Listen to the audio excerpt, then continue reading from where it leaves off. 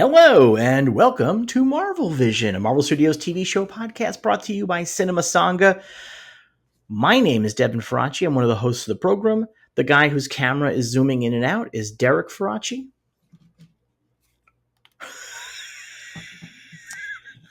Yes, he is. He's Derek Faraci. How are you? I'm good. I stepped on your intro.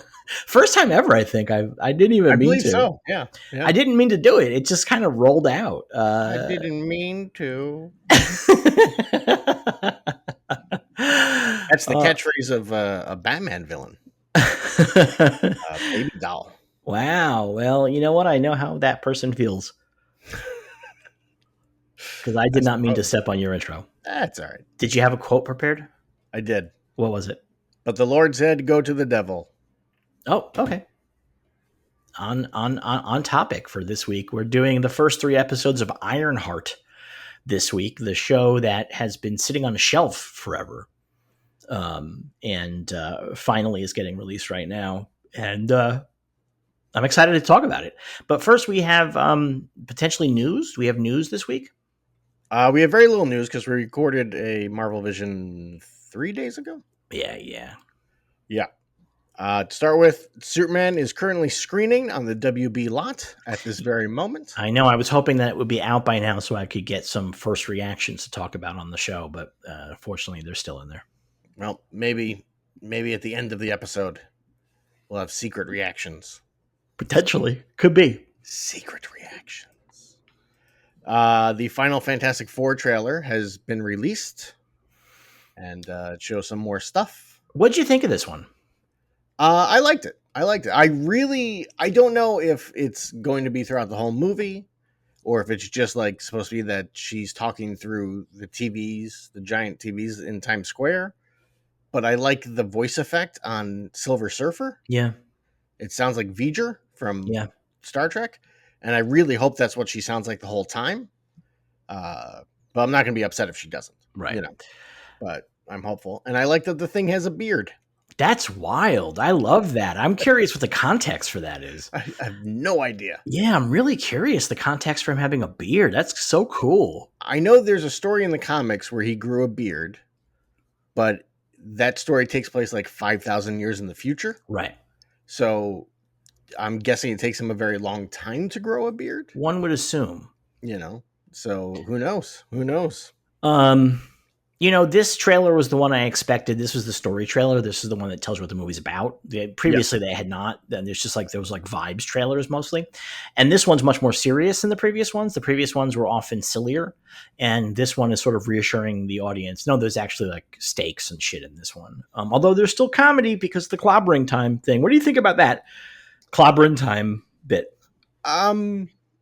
In trailer form, it feels a little overdone. In the movie, it's obviously not going to come up 3 times in a minute and 30 seconds. Right. So that'll help out a little bit. But in the trailer, I was kind of like, all right. we get it. The first one was fine.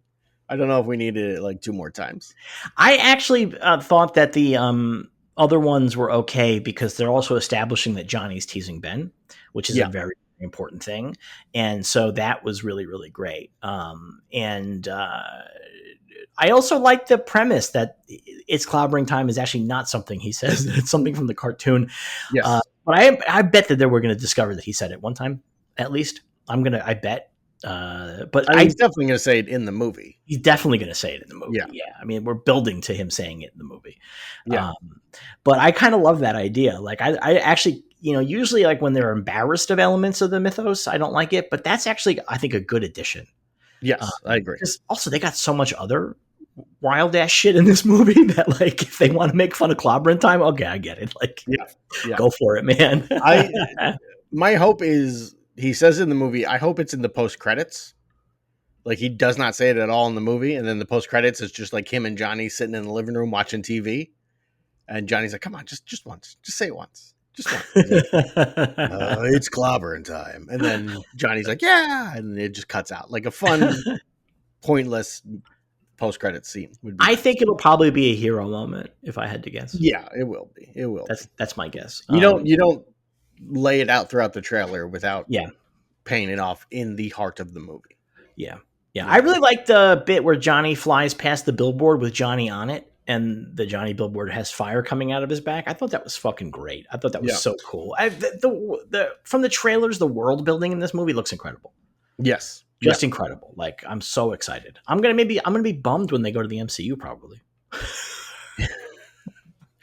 I'm a little bummed because we see a little bit of Galactus's ship, his Mhm. world eating machine, It's called the World Ship, yeah.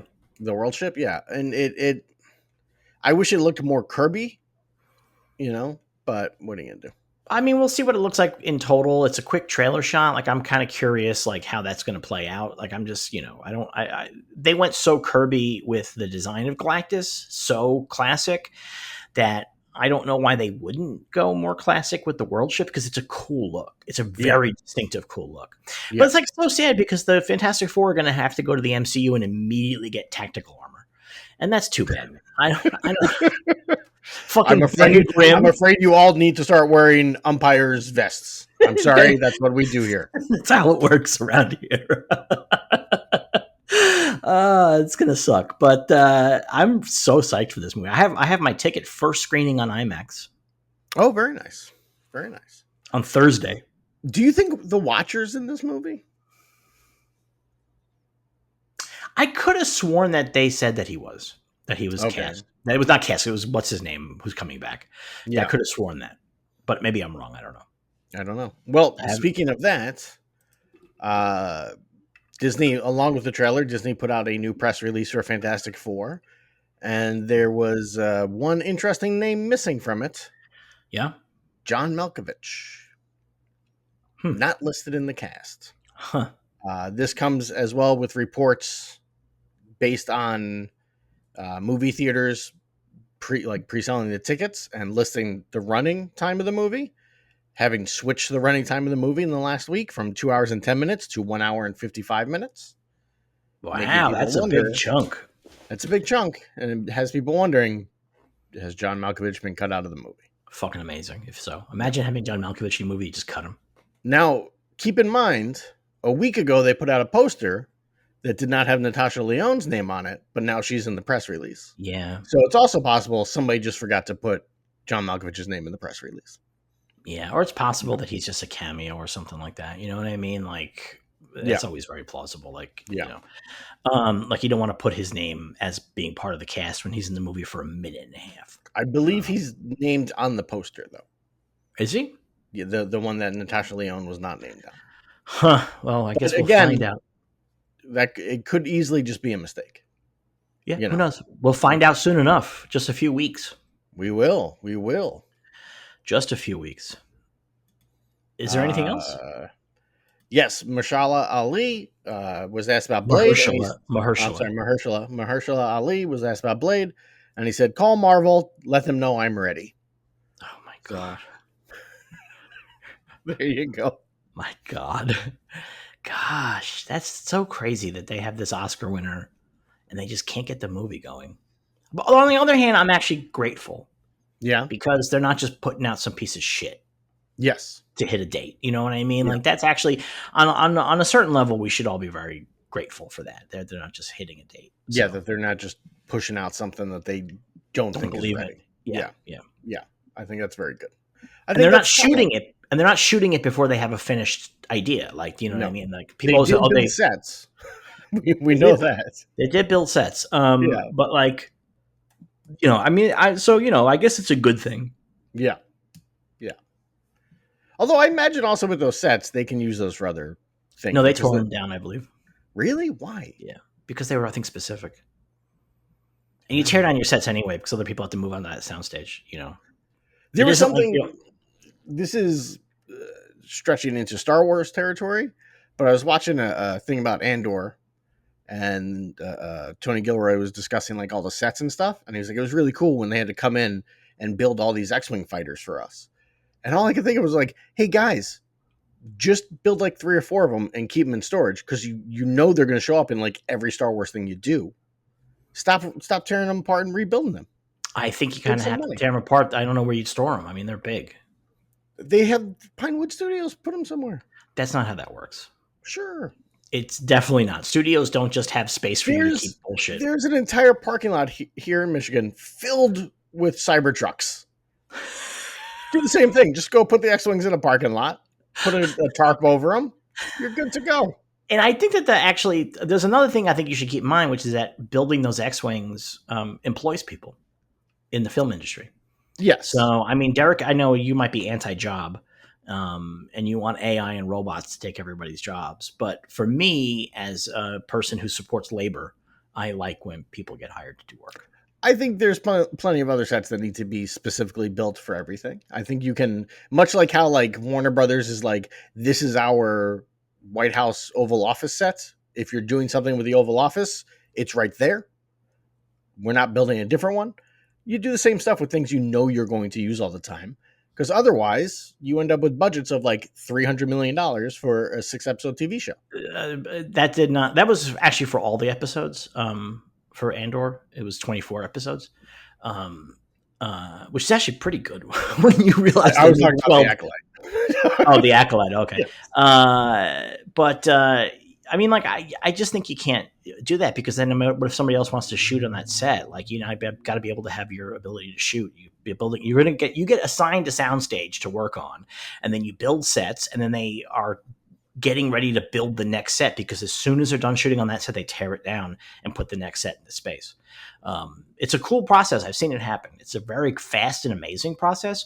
But that's how that works. It's not, the whole premise is that a lot of this stuff is able to be moved around and taken down and all that No, stuff. yes, very much so. But I refuse to believe that Disney does not have storage space. I mean, they I know could why. rent storage space in London, which they'd have to do out there because it'd be too expensive to transport that shit to America. Sure.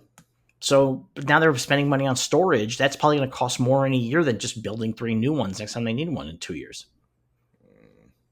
You know what you do? And also, they shoot on different continents, so it's not even guaranteed you're going to be shooting where those things are. Sure, but what you do is you open up the Disney Museum, and you have a wing for Star Wars, and you have the X-wings in there, and then every now and then there's a little sign that says these are currently being used for filming, and they're just not there. You take them in and out, and then people are paying to come to your museum. Did you know that it took George Lucas about 10 years to build his museum and billions of dollars? I mean, we're definitely looking at a very expensive proposition here. Just saying. Is there any other news? That's all I got. Oh, nice and fast today. We got a lot of episodes to talk about, so I'm not bummed about that. How about letters? We got letters. We got letters. Where are they? Here we go. There was a real uprising against Rizzo on the Discord. Oh, yeah? Yeah, I thought Rizzo's questions were good, Yeah. But yeah, it's one, and also I think rightfully they said that they were never told that you should just do one question per email.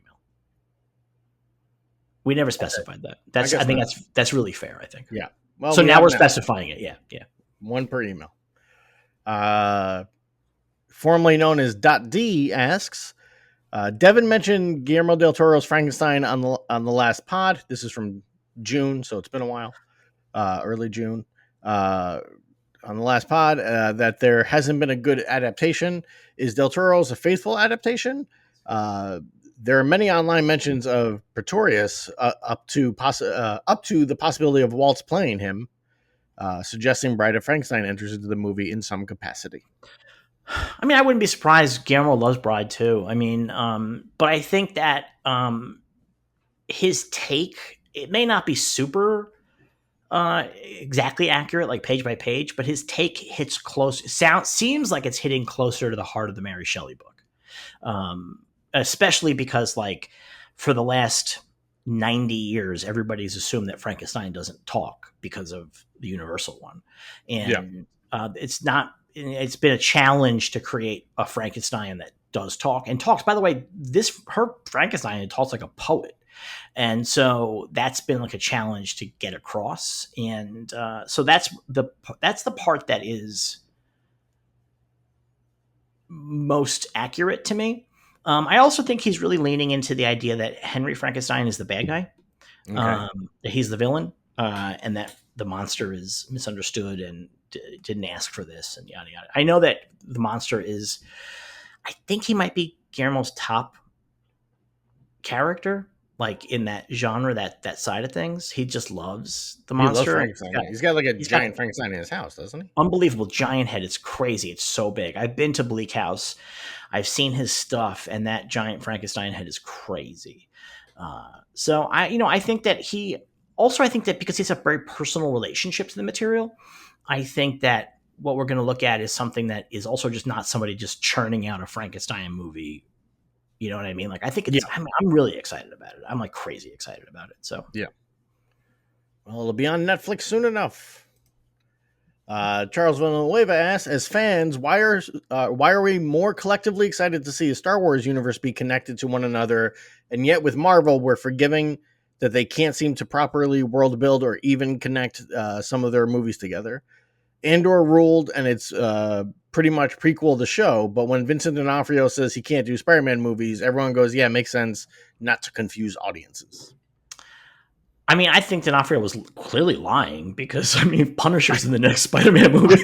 I still stand by the idea that his agents lied to him about it. But they were like, "Nah, there's legal stuff. We can't." And he's like, "Okay." um, yeah, I mean, that was obviously just not true. And I think the thing is that the fandom has been really conditioned to remember the days when Marvel didn't own everybody, and Yeah. so there were certain characters they just couldn't use. And I think that that's a piece of that. So when somebody says, "Oh, that's Sony, we can't use it," they go, "Oh, okay, that makes sense." But it's not the case. So Yeah.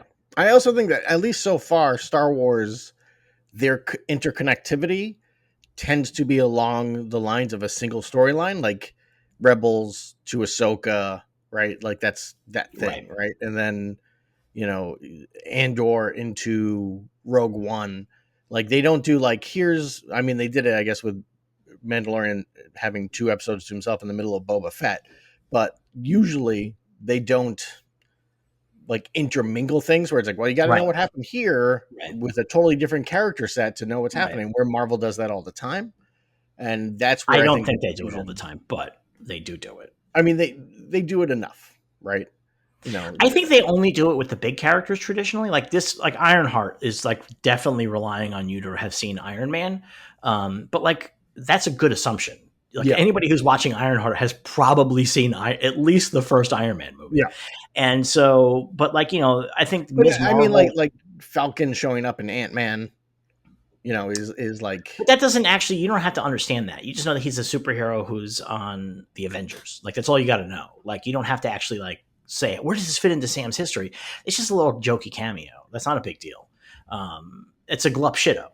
We talk about that in Star Wars all the time. yeah. So they do that also. It's like, oh my god, that guy was the Imperial officer who did this in Rebel season 3, and like Or nobody I gives a guess shit.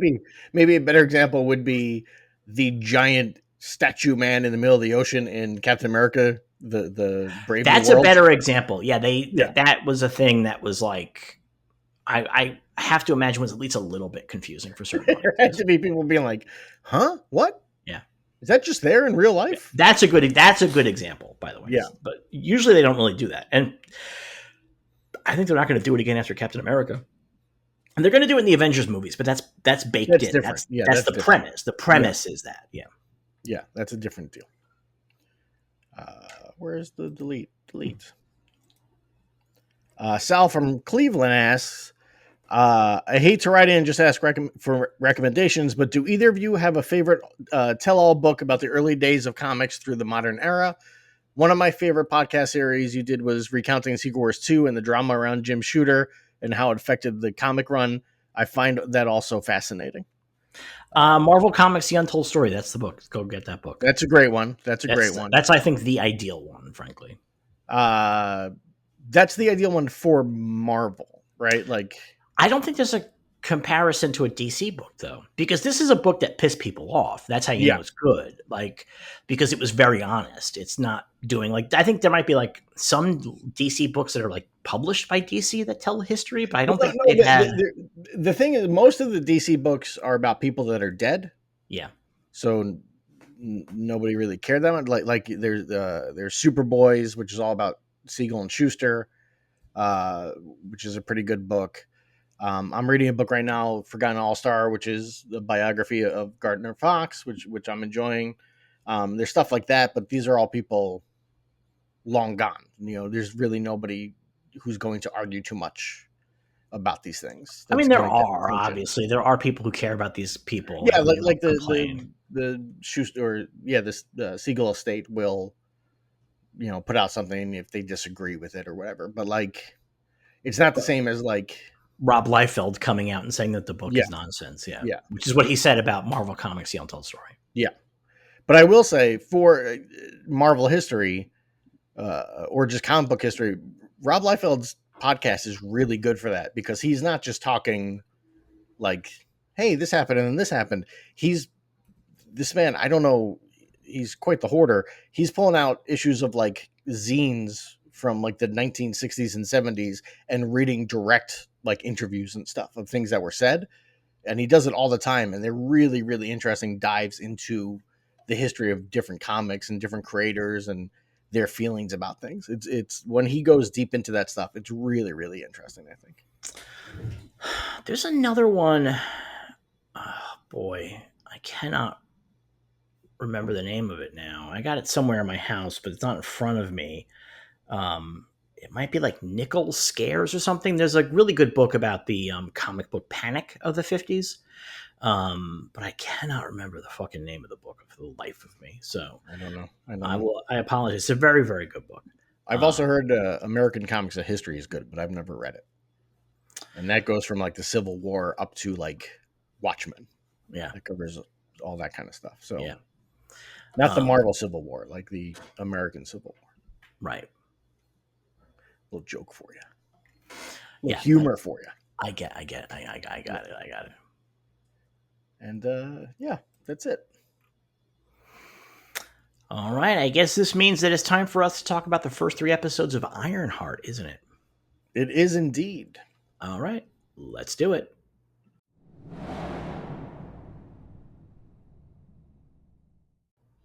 Ironheart, Season 1, Episodes 1, 2, and 3. Take me home. Will the real Natalie please stand up? And We in Danger, Girl. They're doing a dump release schedule like they did on Andor, 3 episodes a night. This show's only 6 episodes, so it's not going to go on as long as Andor did. It's just going to be 2 weeks. I will say up front. Go ahead. I forgot this for the news, but they announced today that Vision Quest is 8 episodes. So either we're all in luck and they're not going to be able to do dumps every week, like for like 3 weeks in a row, or they're just going to do 4 episodes across 2 weeks. And at that point, I will jump off a building.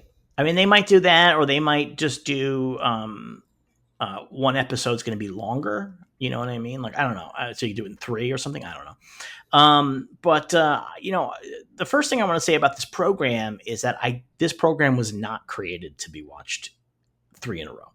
No. It's an episodic. I mean, it's got one story, but the episodes are episodes, and there are things that happen that end up feeling a little repetitive when you're watching them 3 in a row. But when there's supposed to be a week in between them, it doesn't feel quite as repetitive. It feels a little bit more like you're catching up on what. Do you remember this from last time? Yeah. But in this format, it just feels like, okay, we're talking about this again. And so I think they did a disservice to the program just in that way alone. Also in the show, it makes it quite clear it's supposed to be laid out that way, because in episode 3, somebody references something that happens in episode 1 and they say 2 weeks ago. So like if this was coming out weekly, you'd be like, oh, this is this fits the timing. Yeah. And it would feel like watching it 3 in a row, it feels like it's like maybe 2 days. Yeah, it's just like it feels like it's fucking racing through, and I think that's also doing it no favors at all. It feels like she came home and immediately got a job and has had that job for a day and a half before her mom's giving her a hard time. Yeah. So I think that really didn't do it a favor. I want to talk about up front is also that this was sitting on a shelf for a long time. I've only watched the first 3, just as you have. We haven't watched the back half. Some critics have, and they say the back half is the best half. This does not feel like a show that needed to be sitting on a shelf. No, it does not.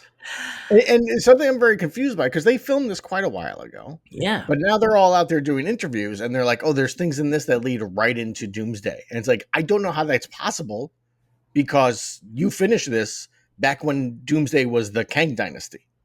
So like how can it connect very well? I mean, it's really interesting. I wonder, like, so I guess technically spoilers, but the common wisdom is that Mephisto shows up on this show.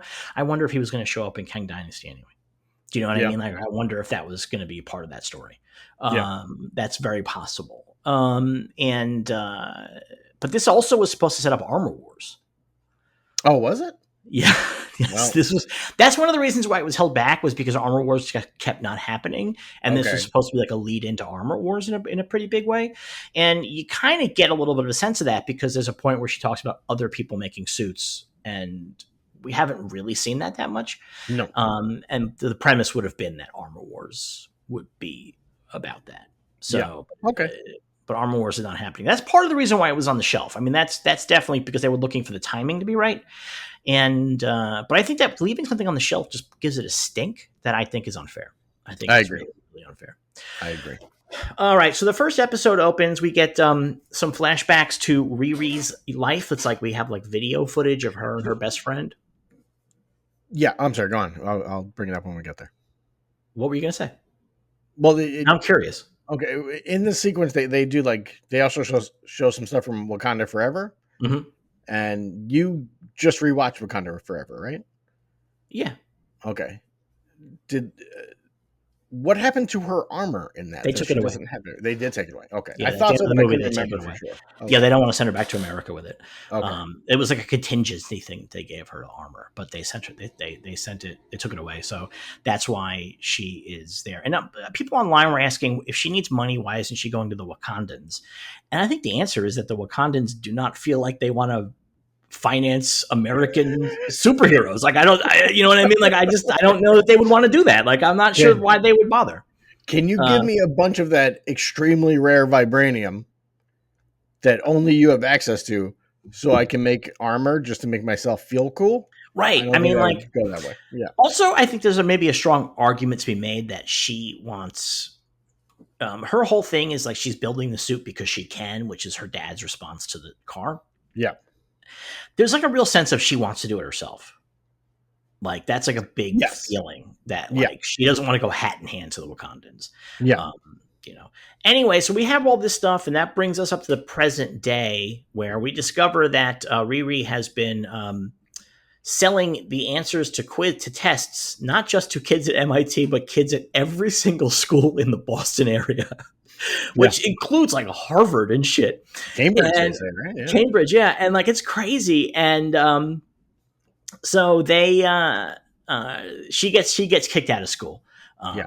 It's a bit I like, which is that when we come to her in school and she's testing out something and it causes this big short circuit and everything, and everybody has to evacuate, and Jim Rash is there. Yeah. And we don't see Jim Rash get hurt, but the next scene he's got a He's cast got a and sling. bandages. I really like that. Yeah. I thought that was really funny. I am a little upset. The last time we saw Jim Rash was in in Civil War. Yeah. And he pitches Tony Stark his idea for a self-cooking hot dog, and we have no follow-up with that here. And I was kind of hoping we'd get to see He hot dog. might show up again. He might. I mean, it's a nice little bit, but like, I mean, I don't know why Jim Rash is here if they don't have something else for him to do. But maybe it's just the cameo. Maybe that's just. I think because he was the head of MIT in Civil War, so they're like, we'll bring him back for that. No, I get it, but like, it's been 10 years in universe or more. Yeah. And so like, there's no reason there couldn't be a new. Sure, I'm sure.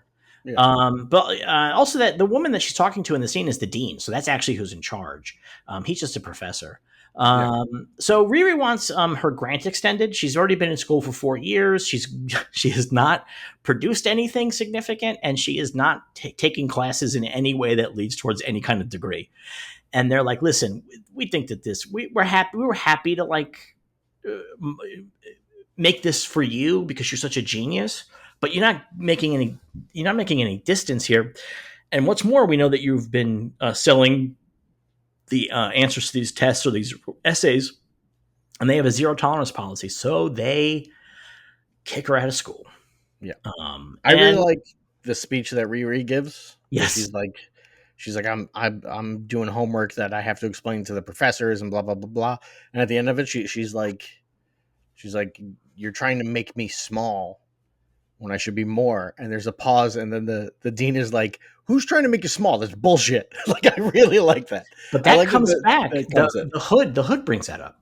Yes, The hood yes, comes from that perspective. There was perspective that the show shows us is nonsense, kind of. That's the perspective that he's coming from in a big way. yeah. So I think that's really interesting. I think it's really it's funny, and also it's a very very funny beat like within the show. So they kick her out of school. She goes to the lab and steals her current set of armor, which I liked a lot, and takes off. And she flies home to Chicago. And just as she's getting there, the onboard AI assistant, which is run by MIT, gets revoked from her because she's been expelled. It just took a minute for somebody to put it in the system, and she does a big crash land on the street. And they're doing the same thing as Ms. Marvel, which is that the opening title is built into the environment, and I love that. I love that so much when they do that. Yeah. And this also has the best bit, which is that she's laying in the middle of the street. She's crashing in the middle of the street. Her armor's all fucked up. And some guy walks in and goes, "Get out of the street." No, he's on his bike and he moves around her. He goes, "Get out of the street." It was so great. That was really terrific. Great. Yeah. But we also meet a gang of criminals who are breaking into a nice house, and they have all of the heist guys. They got a computer guy, they got an explosives guy, they got a boss, they got muscle, and they also have Eric Andre, which every single heist team needs. Yes. Eric Andre, I mean, I knew he was in this because I had seen images, but him showing up is still kind of wildly unexpected in the moment. I like Eric Andre. I feel like having him in this role is a mistake because he is so recognizable that like he pops out instantly and you're like, "Oh, what's he doing with part of this crew?" And it seems weird. I disagree, and I think actually it's really smart. And the reason why it's really smart, and this is, I mean, spoilers, you're listening to this, we're doing all three. He gets killed off screen. And so to make you care about that, a good shortcut is to cast somebody that you recognize. That's like a really good shortcut to get to that. Like that character doesn't have a lot of screen time. And so, but when they talk about him and stuff, he's very memorable because it's Eric Andre. And like, even when they're saying like things like, oh, well, you know what? Stewart would have said that. Like, you can imagine Eric Andre saying it. So like, it really, I think, is a good shortcut. I had this discussion with our father one time where he was annoyed that everybody in movies are from other movies, like, which is like a crazy problem to have. But he's like, all I can think about when I see Josh Brolin is this. And I'm like, well, that's the point though. Like, good casting takes into account that they either want to bring elements of the persona or they want to cast against the persona to make it more surprising. And so here they're bringing in elements of the persona so that when he's killed off screen, it doesn't just feel like a plot beat. It feels like, oh no, Eric Andre. And like, I was disappointed that he won't be on the show anymore. Although he might be. He might be. It's not impossible, frankly, considering where the show goes. But Stu fucks up. He wants to be called Rampage, but nobody wants to call him Rampage. Stu fucks up. They have to escape. And it's also where they won't call him Rampage. And like, no, that's a stupid code name. And it's like, lady, your code name is Clown. Like, I know, but he makes that point because everybody else has a code name. They're just thing is, they're like, no, but yours is stupid. Yeah, and it's like, well, because Rampage is a stupid name for that guy. Like, I think that's the deal. For sure. I think if he had like a better suited name, I think they might call him that. But he's trying to be like a tough guy. I love when Riri calls him and his voicemail is, "Hey, it's Stewart, also known as Rampage. Leave me a message and call me Rampage in the message." That made me laugh really hard. So funny. That was great. So they have to escape. They have a little bit of a fight. We get the purpose of this is to see this team in action. We get to see what they do. Again, I think this is just really good storytelling, and I think that in terms of like it being envisioned as a TV series, this is a good introduction in a TV series. Yes, we don't have to wait an episode to see what these people do. We know right off the bat what they do. No, we see them in action early. We see the weak link. On the team, right? Which with Rampage, and then like in a moment we see the Hood and what's his name, cousin John, being like, we gotta get rid of that guy. He sucks, right? Like, so it sets up their dilemma, and we understand the entire thing very quickly, like really very quickly, and mostly through action. Like, so I think Yeah, that's really, I saw a lot of complaints, a lot of exposition in this first episode, and there is exposition, but I think there's also a lot of storytelling through action. yeah. Not like action fighting. Well, in this case it is, but like I think through characters going places and doing things. Um, but yeah, the Hood introduction is really interesting because he looks ridiculous. He looks like he's going to a Ren fair. He looks like he's dressed as Little Red Riding Hood, and When they're standing there on the bridge, he's just wearing the hood. I'm like, come on, dude, really? Like, you're yeah. just getting clowned constantly. But the thing is, so like, that's how I felt looking at the early promotional stuff. I was like, Jesus Christ, this looks ludicrous. But once you get into the show, that's like part of the deal. Like, he is ludicrous. He's a nobody who really just wants to get someplace. He's a guy who is kind of pathetic. He's willing to sell his soul for this. And I think that's like actually really works. Like, he doesn't come across as cool and mysterious. It's the opposite. And I like that a lot, actually, that he doesn't look silly. I find it hard to believe that anyone would work with that guy. The thing Like, is I that feel like if I walked into his pizza place and he's standing there wearing this hood, I'd be like, I'm out, man. Like, come on. oh, you know what? I do wonder. This is a show that is much more set in the MCU than many other of the shows are. So like everybody's aware of superheroes and aliens and shit like that. They talk about it. So I wonder if in this world it's not uncommon to have like petty thieves guys putting on little costumes. Maybe. I wish that the crew had costumes. By the way, that's what I Yeah. really do wish. Yeah. That's like a bummer that And they the don't. thing is, we've never seen petty thieves wearing costumes, is one problem. Yeah, but like, it'd be so nice to introduce that into the universe. Sure. Which, if all of them had costumes, that would play into that. Yeah. But since they Yeah. don't, and it's only him, it looks real goofy. But the thing is that he does have magic powers, so I think that Yes. once you get past how dumb it looks and you realize this guy is magic, like then you maybe go, okay, I'll work with this weirdo. Because they also don't really respect him that much. They respect John, who they're afraid of, but they don't respect the Hood, which is why Clown goes to like steal his, like grab his hood and put it on. Like, well, you know, they don't have a ton of respect. So they have 3 more jobs lined up. So they got to get somebody who can do hardware for them, and they got to get it fast. And that's when Riri flies by overhead. They see her, and she asks her best friend's brother Xavier to come meet her at her mom's place, and so she goes home, and mom is in the house with a bunch of friends. She gets played by a 12-year-old kid. That's right. She's like very, very rough on her when they're talking, and what she says, she's like, "I'm Riri Williams, bad girl super scientist or bad girl genius or whatever." And he's like, "That's stupid." And then So he's good. helping her carry all her gear, and they get to her apartment. He's like, $20. You owe me $20. Well, I really love that he comes up and sells himself to her. He's like, listen, you're getting clowned out here. Like you gotta look better than this. I'll help you. Like, I really like that. And I think, again, like one of the things I like about this is that not only is this like a fun little world building thing, like little kid hustlers are real. Like that really happens. That whole sequence of her walking down the street and everybody on the street like yelling stuff out to her, is fantastic. When the one guy's like the one person's like, "You need an ice pack." It's so fucking good. So fucking that good. stuff made me laugh. That was good. But also, this is also good storytelling because we're setting up this kid's use later on, and so that I really think that this show is pretty well written all around. In terms of like structure and stuff, I think it's pretty well done. So she goes home and it's her mom's place, and there's like a bunch of friends who are hanging out, and mom is shit talking her. And her friends. But the thing is that once she comes in, mom doesn't necessarily let up. So mom knows that she got expelled. Like, Riri hasn't told her yet, and mom knows that she did get expelled.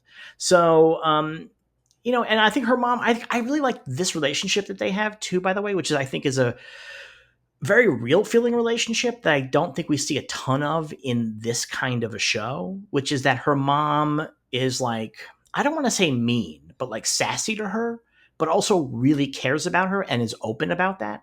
Yeah. I really like that a lot. That relationship quite a bit, and And I do think you get a sense that her mom is sassy to her out of a place of hurt. oh yeah, yeah, yeah, Because she says multiple times, like, you don't call, you don't tell right, me anything that's happening. right. And so, like, How do I know what you're up to? Because yeah, yeah, you never pick up. Yeah, yeah. So I think that's part of it. But they're really like, this could be a very easily over dramatized mother daughter relationship, and they don't go that way with it. no, it feels really good, and it's Yeah. also it's just light enough, and I'm really Yes. glad too because the deal here is that Riri's best friend and her stepdad were killed in a drive-by, which is from the comics, by the way, and not the exact same setup, but they were killed in a drive-by. And there's like a way to do this where like mom is like really grief stricken or an alcoholic or something. Because also, We're like overly protective, yeah, that because kind of also thing. Yeah. Riri's biological dad died too, Yeah. and but she's not. And I love that she's an artist and like we see her doing art. Like that's so cool. Like if we're not hitting the obvious story beats, and Riri has enough grief for everybody, so we don't need to spread it around to other characters. Yeah. That's like I think I really like because even Xavier's like pretty okay. Natalie's his sister, Yeah. and he's pretty okay. So he I'm shows up. pretty sure at one point he says that Natalie was his big sister. I can't figure out how old that guy's supposed to be if that's the case. Well, I'm Because pretty sure. Riri graduated high school at 14 and went to MIT. Right, and So this is she's 4. She's been there for 4 years, so I think she's 15 when she goes into MIT.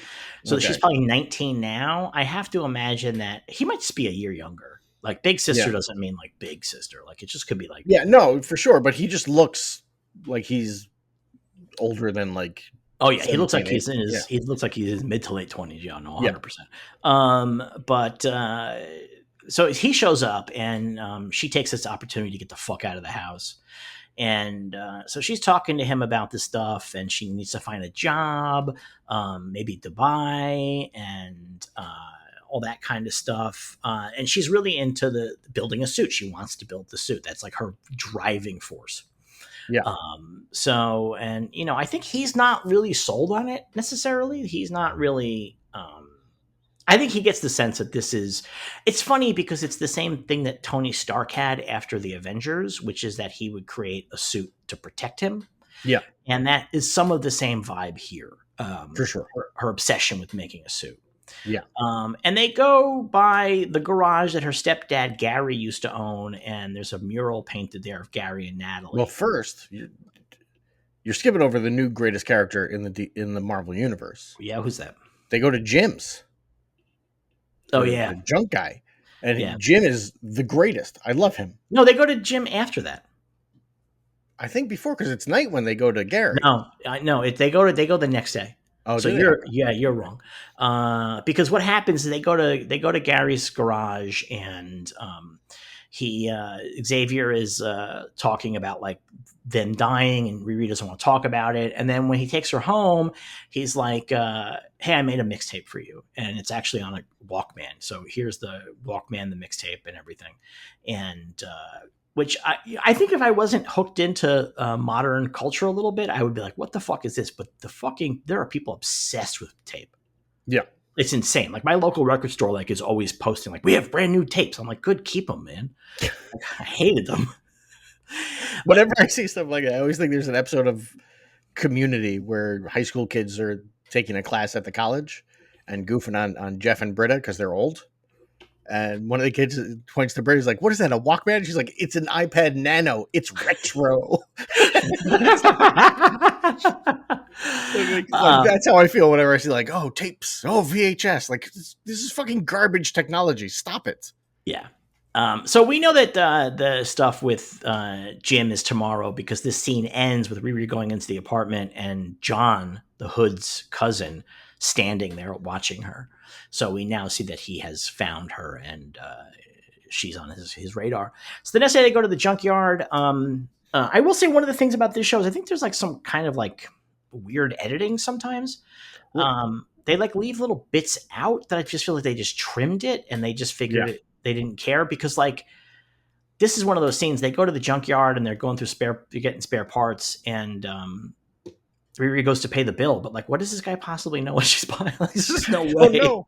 Yeah, because Xavier's like, I'll take it out to the car. You go pay. And it's like, Maybe it's like that's not all how you it can works. fit in a basket. Maybe that's the Maybe. deal. Yeah. I know Yeah. that there are junkyards that operate that way. Yeah. Either way, Jim is the greatest character in the Marvel Universe now.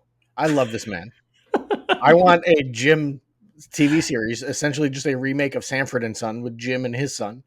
I would watch every episode. Put 3 episodes on in a week. That's fine. I'll watch them because this guy is like a Tim and Eric character brought to life. The way he acts, I love it. He's like so animated and wacky. Yeah. Jim, we see the sign for Jim's place and his rules, and it's like cash only, no credit. And Riri's going to go try to get credit because, he's excited to see her. Oh, Riri, welcome back. We're so excited to see you back in the neighborhood. But she doesn't have any money. So she's hoping to talk him into it, but she doesn't have to because John shows up and drops a bunch of money on the table and is like, you know what, this is my buddy. I got this. He does an exposition bit where he like points at all the signs on the wall and he's like, she's the local genius, which is like the signs on the wall of this guy's junk shop. So clearly he's aware of it. But yeah, this was a rough bit of exposition that didn't feel necessary. Like I think that this might have been necessary in some way. I just think it's not done well here. I think that if you did not see Wakanda Forever and you don't know her story and you don't know that she went to school really young, it might just seem like she's just regular college kid, right? And I mean, she just got kicked out of MIT and built her own Iron Man armor. I think at this point you have to know she's a genius. Well, I mean, I get it, but I think one of the things also is that to get into the racial politics of it is that very often in these kinds of stories, they don't give Black people the credit of being geniuses in the way that they actually are at the same rate as the rest of the population. And so like, it's like a little bit of a political statement. Like, this is a Black girl who grew up on the South Side of Chicago and she was a genius from the start, because that's one of the themes here is that John tells her that she's smarter than Tony Stark, and she goes, well, I mean, maybe, but like he has resources. I don't have them. And so that's like the privilege thing. I think that they're talking about it in a really interesting way. Not just saying he has privilege. It's like, and we can all say, of course, Tony has money to burn. Like, and this kid, growing up on the South Side doesn't have money to burn. Yeah. So I think that's like needed in its own way because but she covers all that as well in her opening monologue. Yeah, no, I agree. I wonder if that opening monologue got added or something like that. I don't know. I mean, they had a lot of time to tinker with this shit, so who knows? So yeah, John is talking. Xavier's like maybe a little jealous in the background that this guy is like chatting up Riri, because he's a tall, handsome man. And he says, you know what, I work for this guy. Why don't you come? He's like you. He doesn't want to work within the traditional structures. Like, he's an entrepreneur just like you. And he says, come visit and we'll talk about getting you a paying job. And he owns a pizza place that's never open. Here's a story about living in Ozone Park, which is that I was walking around one day and I saw this little Italian coffee shop. And I said, I'm going to go in here and get a little Italian coffee. And I went in and there was nothing in there. There was a coffee pot, like an instant coffee maker. Yeah. And like when I came in, a guy came from a back room and I was like, oh, can I get a coffee? And he was like, we don't have any. And it was a mob hangout. Like, it was just a mob hangout. So I kind of love that. Actually is really. There's a great post on years ago on Reddit of a guy being like, I went to this pizza place. The ovens weren't on. There were just 2 guys sitting there. When I ordered a pizza, they looked confused. It took an hour and a half. They didn't cook a pizza. They ordered one from someplace else that got delivered there and just gave it to me and told me to leave. It's like, so great. It's a mob hangout. Yeah, I love that. I love that idea that that there's like a pizzeria that's although it might be open. She gets there like 8 o'clock in the morning. So I will say later on when they're having their party after the first job, they're all eating pizza. there you go. So Um, they definitely make pizza there, but it doesn't seem very busy. so she goes in to this empty place, and then she gets told by a disembodied voice to go on the elevator, and she goes on the Well, elevator. And we missed a bit where she listens to Xavier's music. did that happen Yes. already? Yep. Yeah. Oh, I thought it happened later. No, I got my notes are in order as watching the episode. The So problem is that you thought that the Jim's thing it happened was. earlier I'm than it telling you, did. Jim was before they went to the garage. Okay. I promise you. It's But not. It wasn't. It 100% I wasn't. again my note. I am watching the episode and making notes. Okay. So, but she's listening to the music, and Xavier didn't bother to be like, "Hey, trigger warning." I mean, yeah, that's really Best friend's intense. voices in this song. Yeah. That seemed a little rough, but what are you But gonna you do? know what? Actually, I think that's really interesting is that the way that these two are dealing with their grief is different ways of dealing It's with very grief. different. Yeah, she's And so, trying to ignore it, and right. he is He's embracing it. Yeah, processing it and he's working with it. And so, because also we find out later on, like she buys him new headphones. He's like, well, actually, these were Natalie's headphones. So, yeah. like, she put all these dents and everything on them. So I'm just going to keep using these headphones. But yeah, I mean, like, I think that because they're operating from a different point of view, he maybe assumes that the way that it makes him feel good would Well, make her yeah. I feel mean, he good. even says later on when they're talking about it, and she's like, "I listened," and he says, "Yeah, I put Natalie in there because I like to hear her voice. It makes me Yeah. feel close to her." Yeah. Like, so that's how he is processing, and she is going in the opposite direction of like, if I can just shut it out, then I don't have to deal with that pain. Yeah. Yeah. Yeah. Okay, so she gets on the elevator. There's like a thing in the corner under some tarp, and the elevator as it goes up gets stuck. And she tries to get out, but then all of a sudden, turns out that there's like gas coming out from the tarp. There's like a whole bunch of stuff underneath there. Is it like the tools? Is that what's happening? Yeah, she opens it up and there's like duct tape and Yeah. then like two or three other tools. I don't know what they were, but So stuff that she can use to break in, right? a voice comes over the intercom and is like, okay, you got 3 minutes. This gas is going to make the air unbreathable in here in 3 minutes. So you got to figure out how to get out of here or you're going to die. And we get the second time in 2025 in a Marvel property, we get the ticking countdown clock. Oh, how amazing to have that again. Put it in Yes. every Marvel thing. I was so happy because that happened in Thunderbolts. They had the Yep. ticking, they had the digital display counting down. And now she has a digital display here. Do you think the only way to start this elevator trap sequence is to punch the button board and then it's going to come off? Like what if she just sat there and was like just kept calling out for help? Would they be like, we gotta wait till she hits the thing. She's got to punch it. I would say that would mean that she fails the test immediately, Yeah. and they would just send the elevator back down and say, "Okay, no need to come here again." Yeah. That's my guess. But she decides not to go with the tools. She decides to use what's at hand in the elevator. She uses a piece of glass that she breaks from the elevator safety certificate to start working with wires. Then she pulls one of the railings off the wall, and we see that all the gang is watching this, and they are like, "Wow, that's incredible!" They're really blown away. And so she finally gets what she does is she creates a lever to open the door, and she's able to get out. And everybody's like, "Hey, great work! You beat Stu's time." And she's like, "What the fuck is going on here?" And it turns out that was the interview. Like that's like they wanted to see if she could do it. Yeah. And she did it much better than they thought. And I think it's also a good character bit that she just used the pieces that are around. Yes. Because that's like one of the famous lines from Iron Man. Tony Stark built this with scraps in a cave. Like that's the exact same vibe that she has.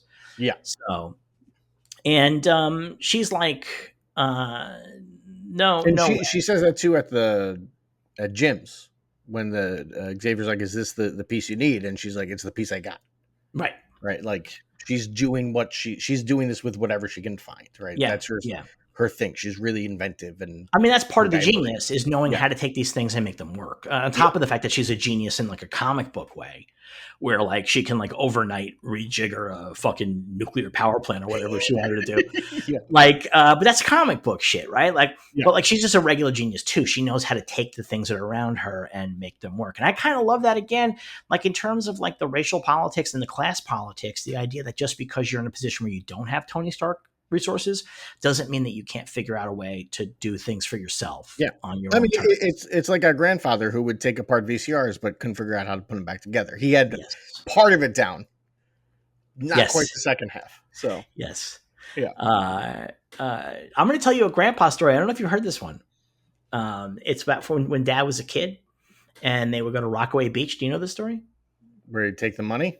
Yeah, so they rode on Rockaway Beach, and they would walk past people's blankets and stuff, and if they had left their like wallets or whatever, our grandfather would take the wallet and take the money out, and then keep going. And say, I'm teaching them a lesson. That's the thing. So Dad eventually was like, "Isn't this stealing?" And he goes, "No, I'm teaching them a lesson to be more careful with their stuff." Incredible Sicilian attitude, just unfucking real. Yep. Unreal. Yeah, boy. Anyway, she doesn't want the job. She doesn't like this whole fucking vibe. And she's going to walk out, and he's like, well, what does it take to actually get you to do this? And he also, this is when he talks about the being small thing. Like he's on that same page that she is.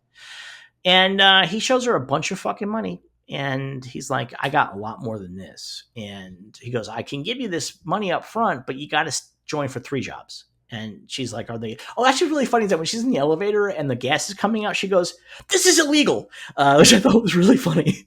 Yes. But then it ties into her asking here, well, are these legal jobs? And he goes, well, not really. And he says theft, extortion, not really hurting people. Yeah. And he's like, and if you join, you're going to get a lot of money and you're going to get tools that you need. And she's like, okay, fine, I'll do it. And he goes, okay, we need the suit tomorrow. So she goes home to work on the suit. We see that the Hood and his cousin John, who's by the way from the comics, the cousin John. Okay. And also the Hood, I think, hasn't appeared in a comic book in any significant way since like 2009. I mean, I could be wrong on that, but he was like in every crossover in the Brian Michael Bendis era. Yeah. Bendis used him all the time. Matthew K. Vaughn invented him. Yes. Bendis used him all the time, and then when Bendis left, everybody just stopped using the Hood.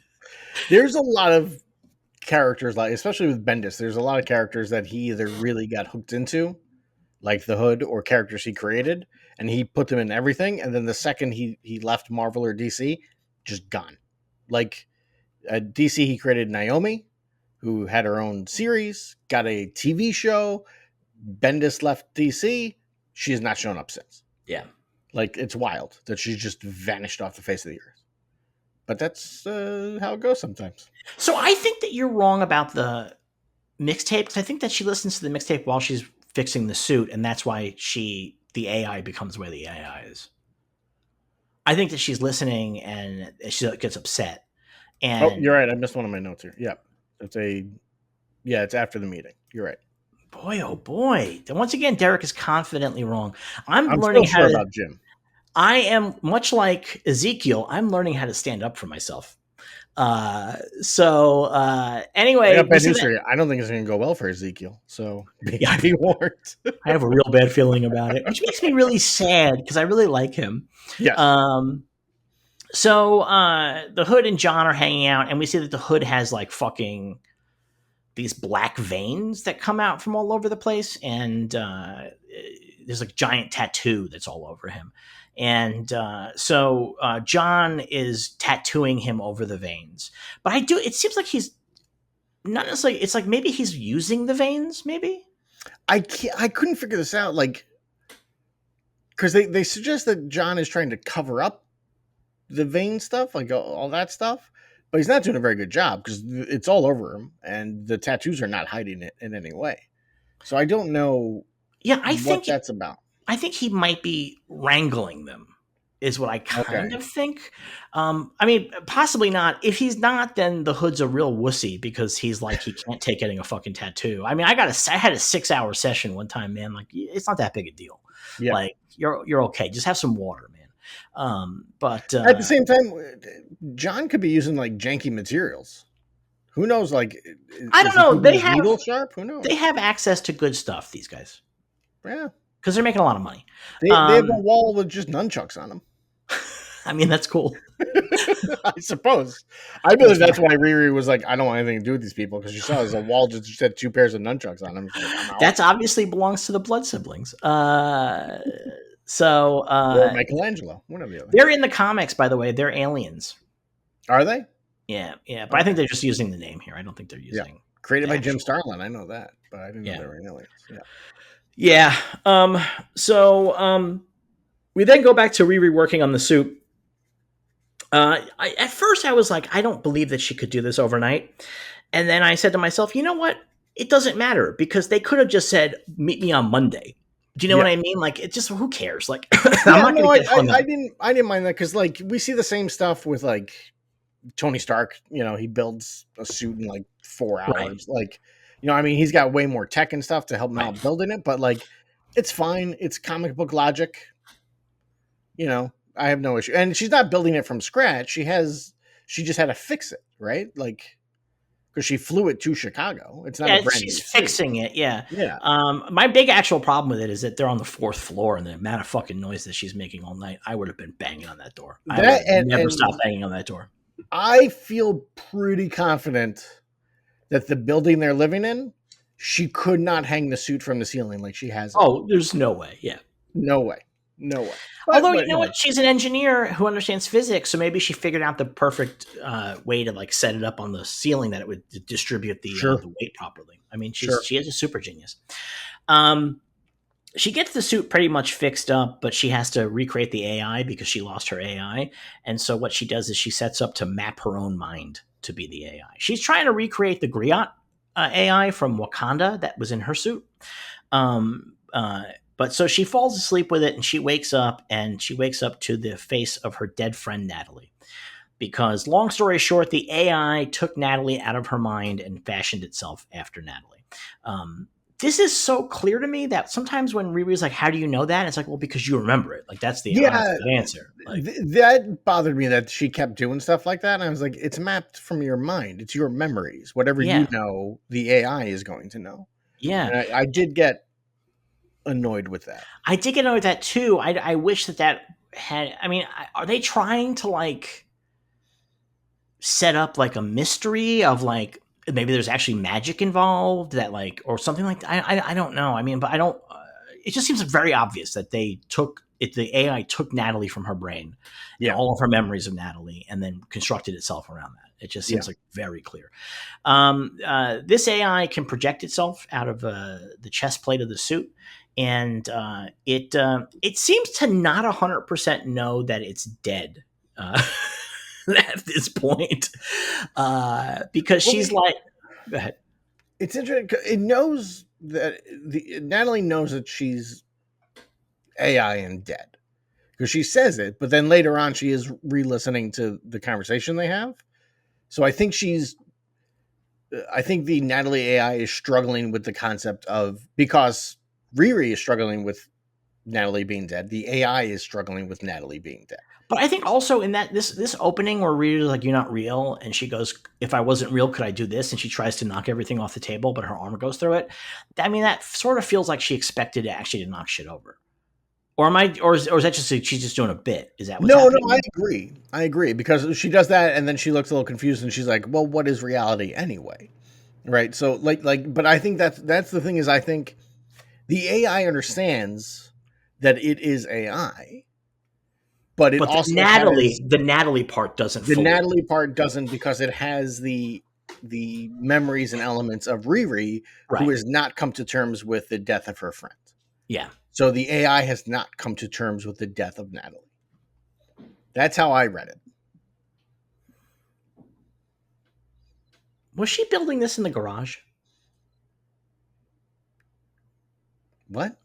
Was she building? Was she repairing the suit in the garage? Or this is No, definitely the it's the house? house. Yeah, This is the house. Okay. yeah. um. Because it's in the So kitchen, and then she's like, I gotta get this out of the way before my mom wakes up. yeah, you're right. You're right. Yeah, we also have a flashback to the night of the drive-by, which is that we get a sense of like where she gets a lot of her shit from her stepdad, where they're like working, they're reconstructing a classic car, and Natalie's like, "Why don't you put jets on it? Like you're that smart." And she's like, "I would not fuck with the design of this classic." And Gary's like, "I love hearing that." And then she says to him, like, you could have just fixed this engine with one repair. Why did you rebuild the engine from the ground up? And he's like, because I could. Yeah. And which I also, by the way, I love that it's for the purpose of doing the thing. Yes. That he loves doing the thing. You know, Yeah. there are easier ways to do it, but he doesn't want to do it the easier way. He wants to do it the way that lets him do it. Just like Mr. Miyagi. Just like Mr. Miyagi. Just unlike everybody who uses AI. Yes. They don't want to go through the process of doing it. They want to just have it done for them. Yeah, Riri's, I mean, Riri definitely. I mean, the AI. So the thing about the AI in this is that obviously we're in an AI moment culturally. Yeah. But it's one of those things like where just AI is like a function of superhero tech stories. There's just no way around it. No. And it's just not the same. You know what I mean? Like it just isn't the same thing. No. In the comics, her first AI is Tony Stark. Yes. Which Tony created himself. Yes. And then she ends up with Natalie. That's from the comics. It would have been kind of cool if it was Tony Stark. It really would have increased the budget. You know, didn't RDJ go to the premiere or something of this show? Or was he just I mean, I imagine he did because they're all making Doomsday. So they're all just together and they're like, hey, we're flying you all out for this now. Could be, yeah. Although he when they were making Avengers, he had a private jet that he would fly back to LA every weekend. So I don't know if he's 100% like maybe he's taking a flight to LA. I don't know. I mean, I don't know. Maybe he wasn't. Maybe I know that he said that he's really proud of her and yada, which is obviously Iron Man loves Riri. Yeah, but was that just like I don't know if that was a tweet. So no, it was on like Good Morning America or something like that. Oh, was it? Okay. Yeah. Okay. So anyway, we get that flashback, and Gary died trying to save Natalie. He was jumping in front of Natalie, but those bullets got them both. I want to give special attention to the costume people and probably the makeup people as well and the hair people, because Dominique Thorne is not an old looking person. She looks very young. Mm-hmm. But somehow for the flashbacks, they make her look younger. Yeah, no, she looks 14. Yeah, like 100%. I was like, wow, this is really impressive, I thought. Yeah, I thought so too. I was like, wow, that's actually incredible. Like, nice work. So I did skip over a bit where she had come home and she's been crying, and her mom is like, hey, you want to talk about it? And we was like, no, why don't you fucking clean up the garage? Why'd you leave it like that? Gary would hate this. You don't care about Gary and Gary's dreams. And this is when I think the mom really proves that she's a decent person. She's like, you know what? You got a lot of grief. I get it. Like you're acting on that. Like, I'm not gonna, hold it against you. But I mean, I'm hurting too. Yeah. But I like how she puts it that you just got home. So I know a lot of this feels fresh for you. Right. Yeah. She's been living in it for 4 years. I like that. Yeah.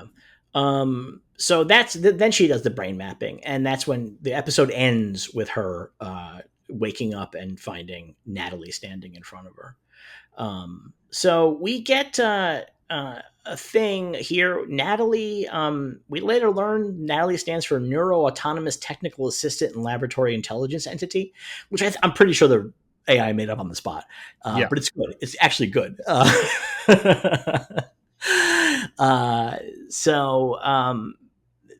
Riri's like, I can't fucking possibly use this. Like this is no good. Like I'm going to run diagnostics and I don't know what the fuck happened here.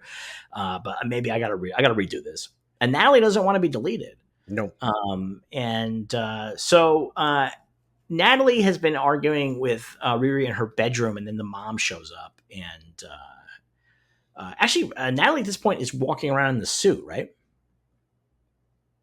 At this point? I don't think so at this point. I don't think so. I think that's later. So mom shows up.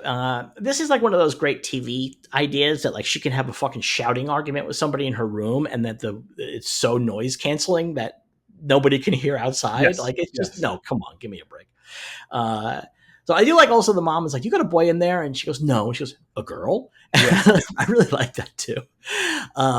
So anyway, uh, I I'm not.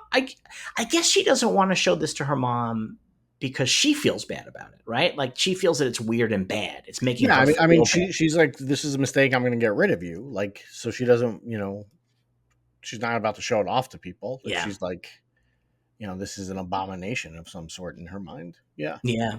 Although mom loves it. Yes. I when we get to that, I got things to say about that. So she has to go meet with the Hood, and as she's leaving, she runs into Xavier, and he asks her out on a date that night. And he's just a real sweetheart. This guy, he's just got such a kind energy. I'm really I rooting for him. I know different families and whatnot do their own things and whatnot. I feel like if my next door neighbor, even if I'm friends with him, just walked into my apartment and started drinking my orange juice, I'd be like, "Hey, man, what are you doing?" I kind of love that it's Kramer shit, right? Like that's like Yeah, the deal. Like they just go in and out of each other's places. He has the I guess key or so. Yeah. whatever. Um, so Well, he comes in through the back door, right? So because they have like a balcony, I'm yeah. guessing is like an attached balcony that goes Oh, across he from probably his hops place over as the well. balcony. Yeah, that's probably exactly what he does. Yeah, Yeah, interesting. They got a nice balcony too. yeah, it's a Uh, very nice apartment. Yeah, yeah, it's a really nice apartment. So she goes to hang out with the Hood and team to find out what their first heist is going to be, and it's a company called Tunnel, TNNL. I love how they name the tech companies in this because that's 100% how there's absolute like no vowels or like yeah, heirloom. The loom is spelled weird. Like that's just yeah. like Oh, total it's how tech perfect. It's companies work. perfect. Did we miss the bit Um, where they break down each of the members and we see like how they joined the team? Because I like that too. Oh, we did miss that. Yeah, Yeah, that he introduced the team. No, this happens here because oh, does that happen this is here? where it Okay. happens because she's told to bring bagels, and then when she comes, they walk her through each member of the team Yeah. and how Oh, that's right. she. There's a real bad gluten joke. Yeah, Yeah, yeah. that everybody laughs at, Um, and I was like, I don't think. I think you're just kind of kissing his ass there, right? Because that's not a funny joke. so that I mean that might be the deal. But yeah, we do see how they met everybody. The Hood was recruiting all these people, and he found them like doing underground fight clubs or whatever. And It was the tech genius, like their Slug. code breaker. What's the name? Slug. Their name is Slug, yeah, and Okay. they are clearly a they them because Yeah, that's how they're referred to. yeah. But they're from Madripoor. They're one of the most wanted people in Madripoor, right? That's So pretty cool. I like that intro because they're like sitting in front of a mirror and we see like an assassin come up behind, and then all of a sudden the assassin gets killed and there's Hood and John. Yeah. Um, I'm gonna have a complaint here though. Okay. We're gonna have to find out that Slug is not from Madripoor but lived in Madripoor because Slug has Yes. zero accent. Like I understand that. I'm not sure if we've established a Madripoor accent in the MCU yet. We had that bit where they went there in Falcon and Winter Soldier, Yeah. but like It was I can't. definitely Asian oriented in Falcon and Winter Soldier, right? As I remember it. That seems to be the case too in Doomsday because there's been set photos, but like, it's hard Okay. to know. Yeah. But I just need an accent. You know what I mean? I need them not to sound like they just walked in off the street in Chicago. Yeah. But if they just went there and worked there as a Yeah. hacker and then became the most wanted, that's reasonable Yeah. too. I don't remember if they say from Madripoor or was in Madripoor. I I can't. think they say I don't from, remember. and later on they talk about going home to Okay. Madripoor and opening up a restaurant. Yeah. Um, so yeah, and so we meet the team, and there's the blood siblings. They're the muscle.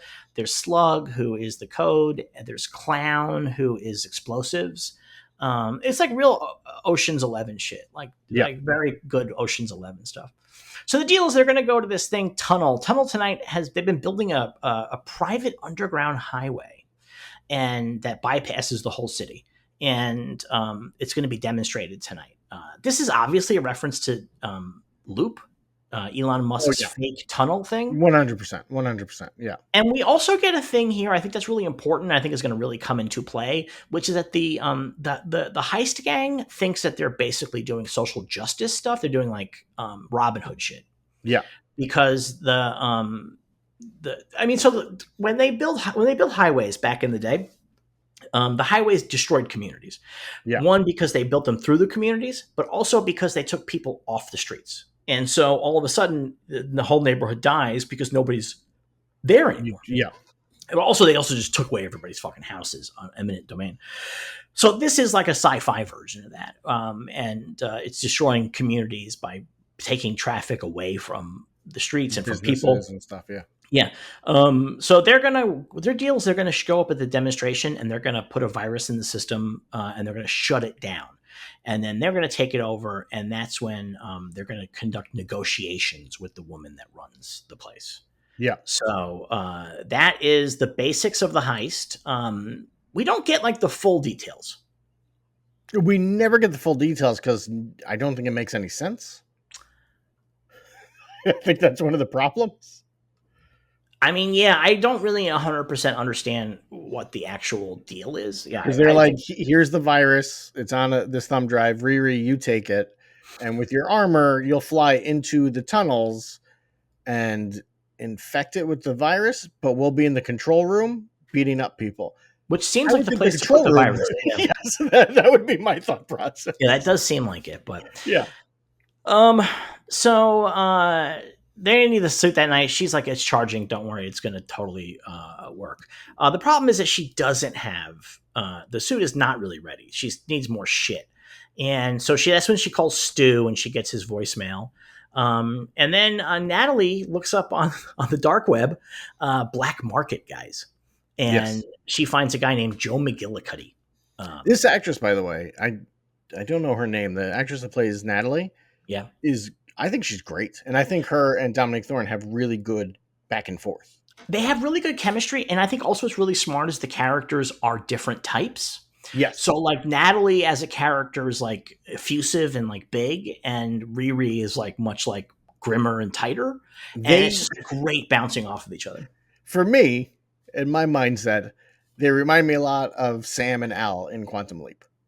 Yeah, I get that. Yeah. Actually, like at one point, Riri is pacing through the room and keeps walking through her. I was like, that's such a Sam and Al moment. Like I love it. Yeah. Yeah. So they find a local guy, Joe McGillicuddy, and they're like, that's obviously a fake fucking name.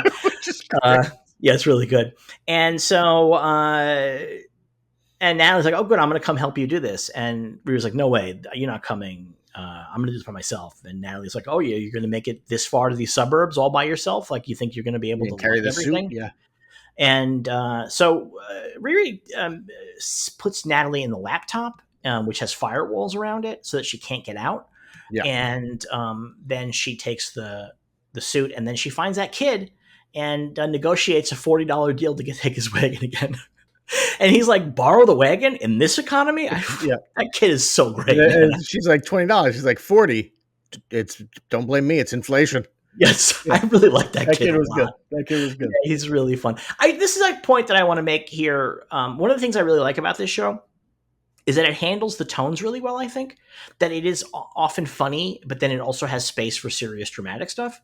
Yeah. And neither one feels like they're stepping on the other most of the time. And also a lot of the funny stuff doesn't feel like straight comedy. It feels like funny stuff in a comic book. Yes. You know, I don't know how to explain how that feeling is, but it's like, it's like little weird side characters. Like that's like a classic comic book comedy thing, a weird side character. Yeah, like that kid feels like somebody that like throughout like 10 or 15 issues of Spider-Man, that kid just keeps popping up and Spider-Man talks to him every now and again, right? Yeah, it's that kind of feeling to it, where it's just fleshing out the neighborhood, the city to make it feel lived in. And there's certain people that the hero knows, right? And like they're not close friends, but they're like, hey, it's what's his name, the mailman from Fantastic Four, right? Like that kind of Willie, deal. Willie Lumpkin, right? Yeah. Hey, I almost said Willie Loman, who is the salesman from Death of the Salesman. Very different character. Yes. Very different character. Yes. So she goes, takes the train. I like this little bit of local color. She's on the train, and it's all drunk Cubs fans. I really like Yeah. that. And she steals a Cubs flag from one of the guys who's passed out and uses that to put it over her suit. She goes to the suburbs and she finds the guy that she's looking for. It's Han Solo himself. And he is not the cool space rogue that we remember him as. He is a totally awkward weirdo who is trying to tell his neighbor to have her dog stop shitting on his lawn, Now, and she just fucking takes him out. I have to imagine there's a shot of the dog pooping. And I know you, and I know that you find that funny. Yeah, So I imagine for you, instantaneously, this became the best Marvel show. Because here's a shot of a dog pooping. The poop is coming out of the dog's butt. Dogs pooping is amazing. It's always no, dogs pooping is always funny. Yes, I agree. But you don't. It's funny in movies and shows because it's so rarely shown. Yeah, that's part of it. Like it feels really exciting to see it on screen because nobody ever does that. Like I remember when Dude, Where's My Car was coming out, and you went to like a press screening, and you called me and were like, "It's a great movie. They show a dog pooping." like and when this happened here, it's like, well, Devin definitely gives this show 10 stars or whatever. Yeah, no, I definitely liked it. I also like this bit with the neighbor. This bit with the neighbor is really interesting to me because it is pushing it in terms of comedy, I think. She is such a caricature. She felt a lot like what's her name from WandaVision? Who was also Anya on Buffy the Vampire Slayer. Yeah. Like down to like I thought it was her at first. I was like, oh, it's that actress. But it's not. But like it felt like that kind of like TV character feeling that they had on WandaVision. So it was a little strange. Yeah, she's just definitely like a comedic version of like a privileged suburban rich lady. Yeah. I mean, it's funny because she's like, oh, my little dog can't go on the grass. He's got sensitive paws and stuff like that. And he's like, well, just maybe clean it up. And she goes, oh, I don't have any poop bags. And then he ends up stepping in the shit. But he also ends up dropping all his stuff. He's been grocery shopping. And that's when Riri comes up and she helps him with all the stuff. And they begin chatting. And she's like, I'm selling candies, her first line. But then she just changes it. Basically, I'm also looking for this. No, she's like, I'm selling candies. And like, how much for one bar? And she says, whatever the pieces that she needs. She's like, I want this. And he's like, God damn it. He's like, you got the wrong guy, lady. Yeah.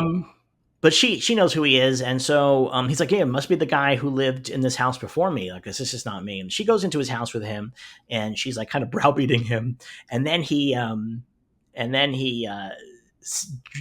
accidentally mentions the black market, and she goes, I never said black market. Where did you get there? And he's like, oh shit. No, I like this. He has a very good response. Because he mentions, like, I never said black market. And he goes, oh, I'm sorry, where else are you going to find the criminal store? Like, he's got a very good point.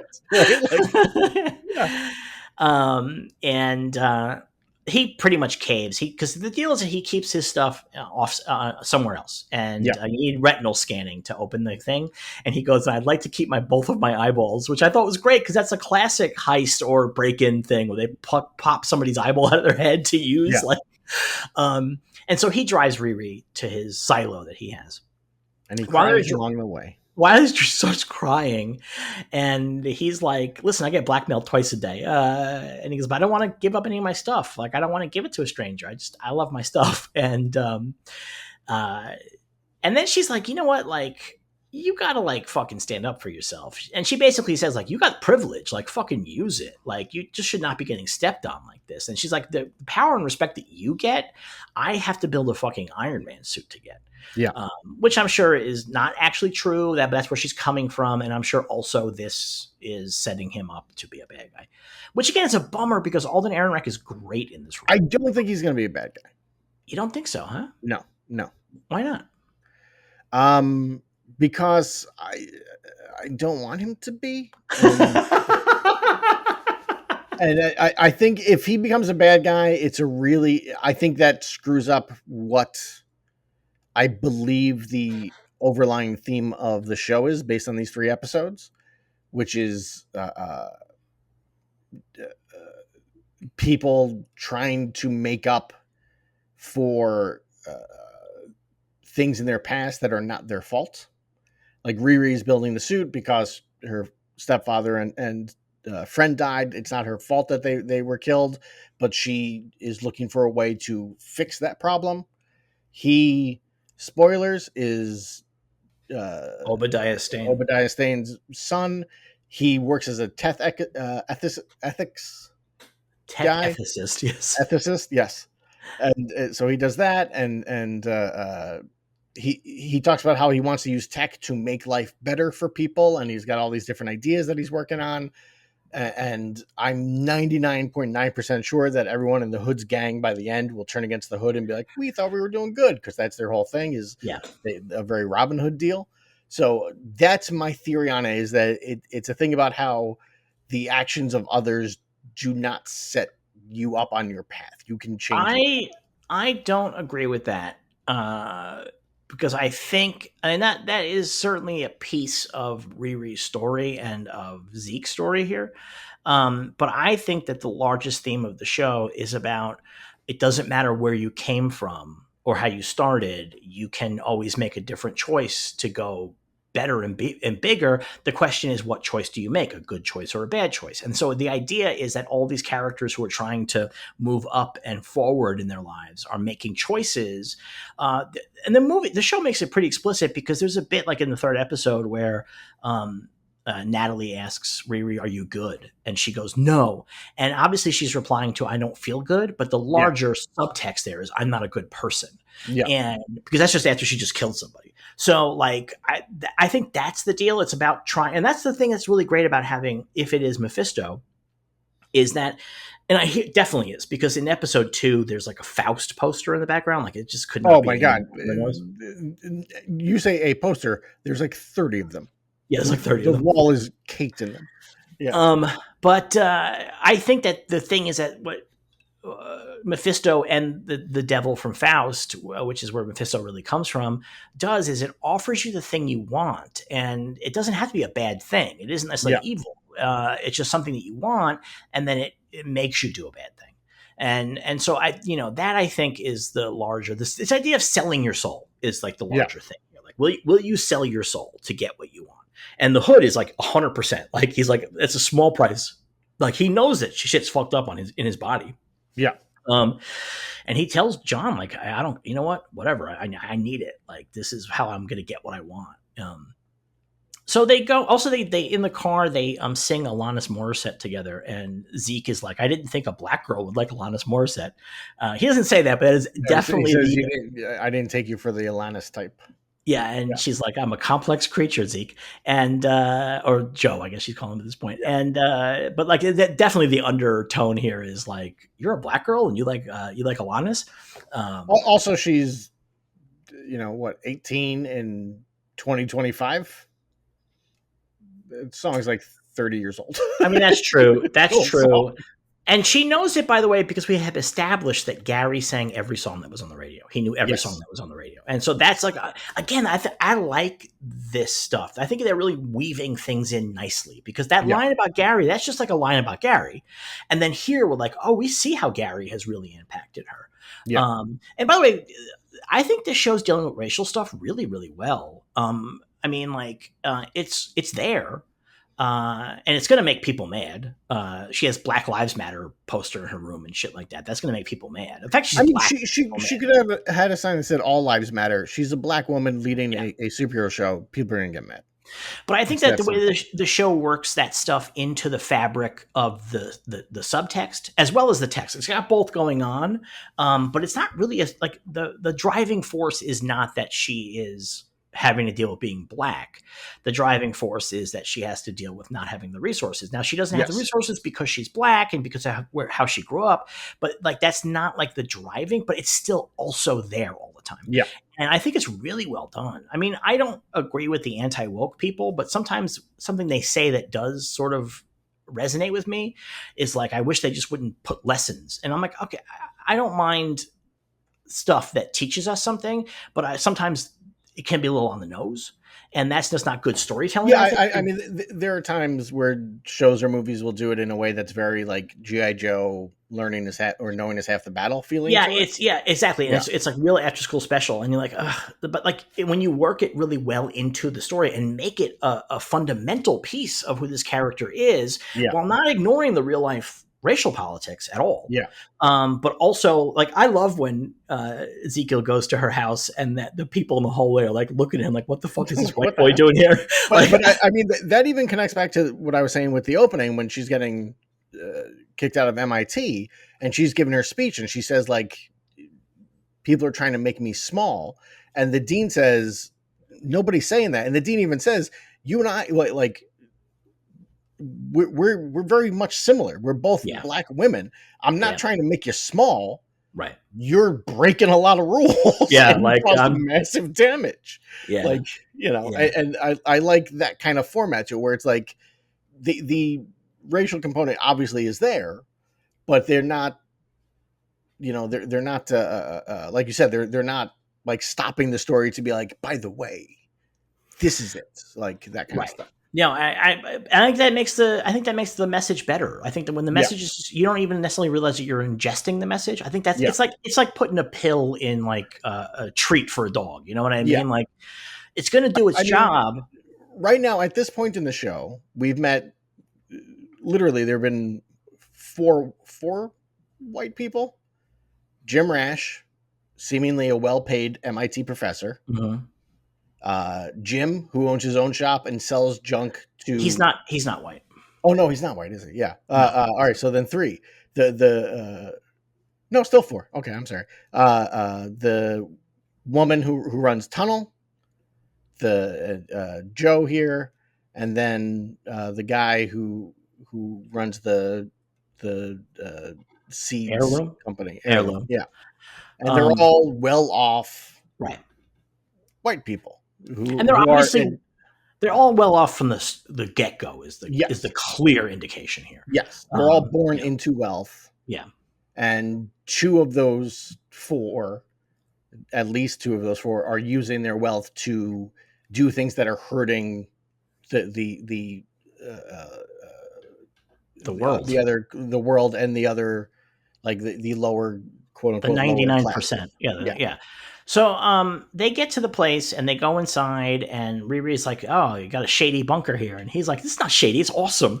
And he has a neon live laugh love sign in there. he, as much as I gave credit to the costume designers and makeup artists and hair people for making Dominic Thorne look so much younger in the flashback scenes, maybe the set decorations a little over the top with the live laugh love stuff. So I agree. There's like a lot of it. It's on also as a screensaver here, and he has it at his house.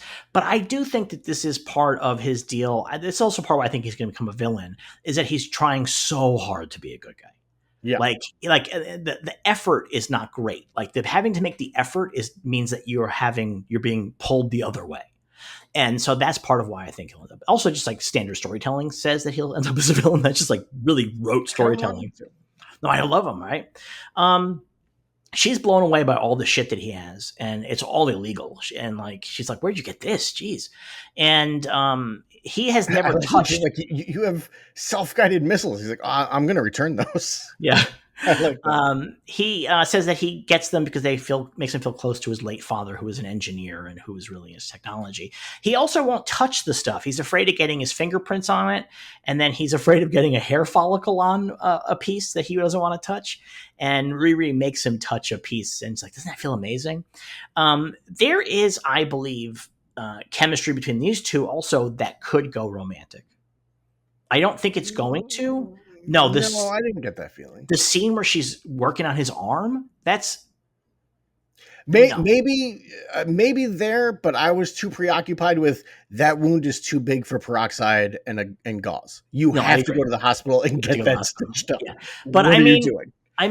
the thing is that even this scene though, where she's like forcing him to touch the thing and is like, like, doesn't it feel great in your hands? Like there's an underlying sexual element to this. And I do think that that's part of the deal. I don't, I he's mean, 35, so I don't think they're going to have them hook up. But I think that yeah, I think there's an attraction that I think is going to be part of her story, that she's attracted to what he does and him the way that she, is less attracted to the hood and what he does. yeah. So, but anyway, um, she gets the piece that she wants, and she is able to fix up the suit, and she fucking takes off and leaves him behind. Which I'm confused by this Yeah. because we know that she needs the AI for the suit to work. The AI is not in the suit. She gets in it and flies off. I would argue that she needs the AI. There is a manual mode. She tries to get into manual mode later, Yeah. and because the AI is running it, she can't. So I think that if you just boot it up in manual mode, you could just do it. You probably can't do all the shit that you necessarily do, with the AI, and it's not like as like easy. Like you don't just tell it like go here. You have to actually fucking steer it. Yeah. But I think that's the deal. And I have to assume that she, having been building suits before she went to Wakanda, that she's used to flying a suit without an AI, so she can do that. But the Yeah, because her ideal way to first suit do it, in Wakanda didn't have AI, right? right? The And one, so yeah. yeah, and so her ideal way to do it is with AI because it takes so much off your plate. But she can do it without the AI. Okay. So turns out that Natalie has figured out how to send text from the computer. I think this was my favorite joke. It's just Which one? the text joke where it's just like sending her text like, "Are you getting these?" It's really great. Like that made me laugh really hard. Yeah, it's really, really great. She manages to get past the firewall and has to kind of hop from like Wi-Fi device to Wi-Fi device, kind of, and she ends up in the kitchen, which is mom has got this projector that's projecting onto this painting she's doing, which is a very common way of painting. And but all of a sudden, dead Natalie shows up on it, and at first, mom is like, "Get behind me, Satan," and then Natalie's like, "No, actually, I'm an AI." And I love that the mom is like, "Oh yeah, that makes perfect sense." I love daughter. it. I love that the mom just instantaneously is like, "Oh, okay, yeah, that's the world we live in. My And also, it's my daughter's a daughter. super Yeah. genius. Yeah. It all makes sense." Yeah. It's so great. I love when they're sitting on the couch and she's put her like in an iPad and they're just sitting on the couch They're talking. I just thought that was talking. so Yeah. fucking great. I kind of hope Natalie shows up in Vision Quest That'd be interesting. if she's Yeah. still around by the end of this series. But because the Vision Quest is so much about AI and AI taking on forms, I would love to see her because I really like this character a lot. I really like this character. I think this actor is really, really good. Yeah, big fan. And the mom is like, "Listen, you know what? If you want to be part of Riri's life, you got to force it. Like, she will not let you in. Like, you got to just fucking do it." Riri had asked Joe about making an AI like ethically and using brain scanning technology, and he's like, "Well, you couldn't do it. It would melt your brain if you even tried." And she's like, "Huh, okay." Oh, So we now get to the heist, and Riri's running late, and she shows up just in time. Clown has some kind of like pyro thing that's going to burn a hole in the sidewalk. The other team goes into the control room and just beats the shit out of the rent-a-cops in there very badly. yeah. And Riri goes down into the tunnel system. This had like real video game cutscene feeling, not in a positive way. Yeah. Didn't love it. It just felt a little too, I don't know. But the problem is that while she's doing this, Natalie fucking busts in on the HUD, and this makes Riri drop the hard drive and crash. This is a very important moment that also plays into the third episode. Yeah. It becomes clear between these two episodes that Riri Williams does not understand pockets. Because she is consistently just carrying things. Who has a pocket in a suit? There's no way that suit doesn't have like little compartments you can put stuff in. I refuse to buy that. You know what? They don't put pockets in women's clothing, so maybe she just never even considered it. I suppose that's very common complaint that there's no pockets in dresses. Very common complaint. That's true.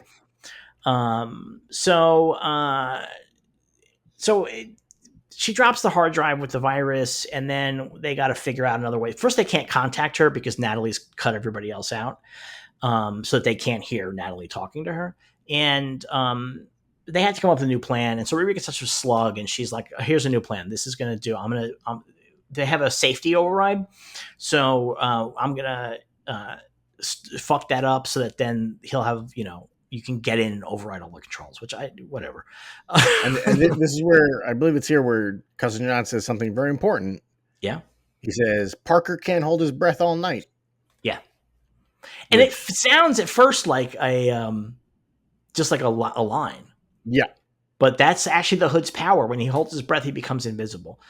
which leads to the question: how long was he holding his breath in that lady's car? I mean, quite a while, it seems. For like at least 10 minutes.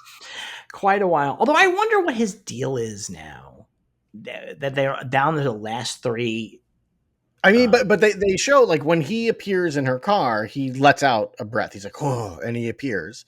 And then later on, when he turns invisible at the atrium, Heirloom. Yeah. at Heirloom, he takes in a deep breath and vanishes. So he clearly does need to hold his breath to turn invisible. No, I agree, but I'm saying that because his body is obviously changing and probably becoming demonic, is my guess.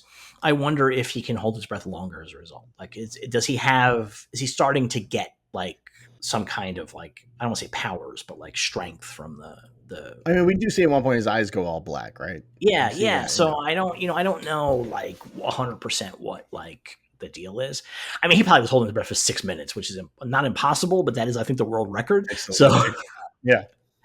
Riri ends up like underneath this platform with one of the cars is on. The car's right on platforms that fly around, and she's about to get crushed. But they, as often happens in these kinds of stories, just before it crushes her, they're able to take over the system.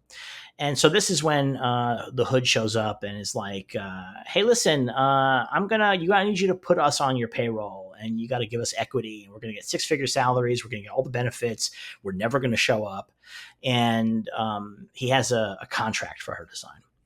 And he's like, we control your system right now. So if you want to control your system back, you just got to sign the contract. And so she does it. Which I think if you didn't understand sort of like the larger premise here, you might be like, wait, how is that contract possibly going to be legally acceptable? And the answer is it doesn't make a fucking difference because it's a contract with the devil. So like, yeah. That's the thing. Well, it's funny because they don't focus on the contract, but it looked to me like the contract was on like old papyrus. Like it looks that way. Yeah. It's not like he pulls out an iPad and she e-signs, right? Or even like a nice photocopied version or printed version. It looks like an old school folded up contract. I mean, I wish it was a scroll, but I'll take the folded up. Yeah. So Riri gets back upstairs and she's celebrating with Natalie. We did it. And just then a security guard shows up and he points a gun at them. And this makes Natalie freeze. And Riri's stuck. She can't move the suit. And the guard's like, get down on the floor. I will shoot. Get down on the floor. And he's about ready to shoot when all of a sudden a magic bullet comes by and it curves over her shoulder and hits the guard right in his shoulder. And she's like, holy shit, that's crazy. And which it is crazy, actually. Yeah. That would definitely shake you up in general. And so they go back to the headquarters now, and she's like, okay, what's the fucking deal with this guy? Like, what's going on? And Clown's like, I don't know, but I saw him with his shirt off and he's hot as shit, except that he has these scaly things running all over him. And she then talks to Natalie, and Natalie's like, the gun made me freeze. Like, I just had a human reaction to this. Like, my memory as Natalie, or your memory of Natalie dying, really played out. It gave me a fucking thing. Yeah. But she says, you know what? The thing is that I actually got this energy off of Parker, and it feels fucking weird. Rin is like, yeah, whatever. There's a lot of weird energy out there. She's like, it's probably because he has the same haircut as Gavin Rossdale, and it's way out of date. But she's like, the question here is, why do you have a panic attack? That seems crazy, and that's a memory you're not supposed to have. Although, again, she would, because Riri was there. Like, she was there when the shooting happened, right? Yes. So obviously the show's going to go in a different direction with that. It seems quite clear. I guess, yeah. I mean, it more than likely is going to. Yeah. We see that Parker has this special closet that he keeps the Hood in, and the Hood is talking to him, and we see his veins growing, and John's like, cramps. He's like, John's like, I can't keep fucking connected to iPhone 7. I hate this shit. We're talking about AI, so of course Natalie. Shush. And John's like, we can't fucking keep covering these up. Like, this is crazy. And Parker's like, this is the price I gotta pay for what he did, and that's the deal. I think he's cramping up and stuff, and he's in pain because he ate too much Arby's. That could be the deal too. There you go. Too much sauce. Riri gets a text from Xavier. He's like, hey, so the act is coming on. Are you going to come? And she's like, shit, I totally forgot. And she goes to the concert. We get like a little concert bit here. Everybody being happy and having a nice time. Some pretty good music. Very good soundtrack on this show, by the way. Needle drops are good. They're very, very good. Yeah. So she's talking a little bit more about the dead Natalie, and Xavier's like, I wish I could talk to her just like one time. And that like obviously like gets to Riri a little bit because she is talking to her. When she gets home, Mom is like, hey, I know that before that, while they're talking, Xavier calls her young Padawan, and she gets very upset because she's a Star Trek. They're Trekkies. Yeah, they were both Trekkies as kids, apparently. Yeah, which I like that. I like that a lot because that fits very well with the engineer aspect. Yeah, 100%. Like this is written by people who get that breakdown. Yeah. Yeah. So Mom is like, hey, great job. I saw this AI. Can you make one of Gary? And Riri's like, I can't. Like, I don't even know how this fucking happened. And poor Mom is like really upset. But we end up with Joe going across the street to his neighbor's house. She had these black-eyed Susans that she didn't want her dog shitting on, so he shows up and begins cutting them all off. He steps in poop again. He doesn't poop again, yeah. And then that's the end of episode 2. And then we get to episode 3. We begin with the gang back at the headquarters. They're like fucking got all this money. They're throwing it around and shit like that. They're talking about what they want to do and like where they're going to go. And everybody has their different ideas. Clowns is like, I want to open a school for underprivileged kids that I can use to sell explosives. That I can use to money launder my explosives business. Yeah, it's really great.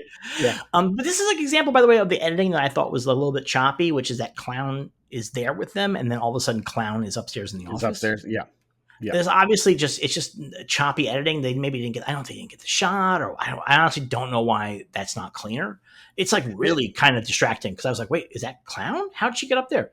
Yeah, there's stuff like that throughout the show that's choppy, and then there's things where I feel like they maybe cut out moments.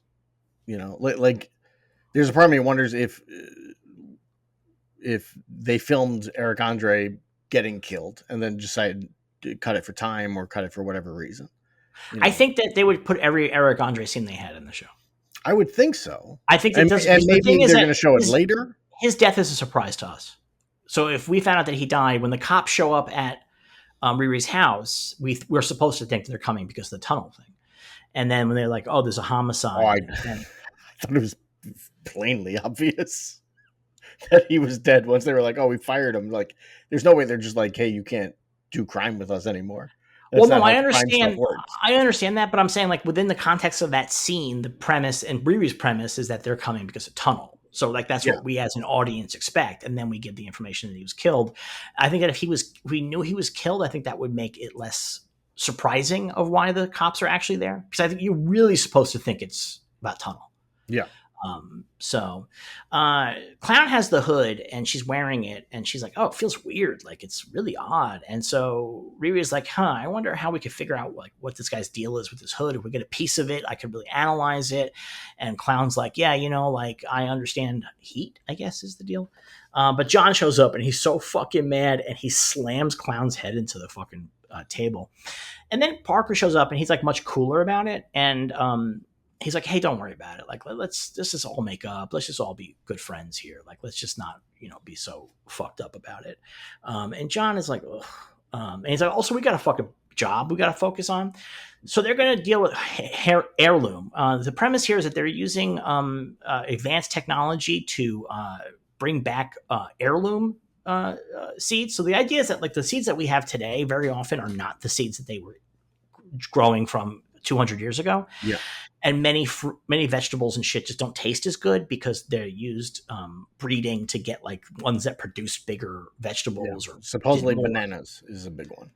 It definitely is. There's a banana so the taste of banana flavoring doesn't taste like any banana you've ever eaten because it tastes like a banana that became extinct in I think the 60s.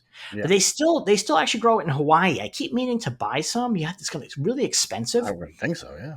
But I'm always tempted. I'm like, I really want to try these fucking bananas. Like, because I love banana flavoring. I love Um, bananas. Imagine if you tasted bananas that taste like banana flavoring. I don't like banana flavoring. Oh, crazy.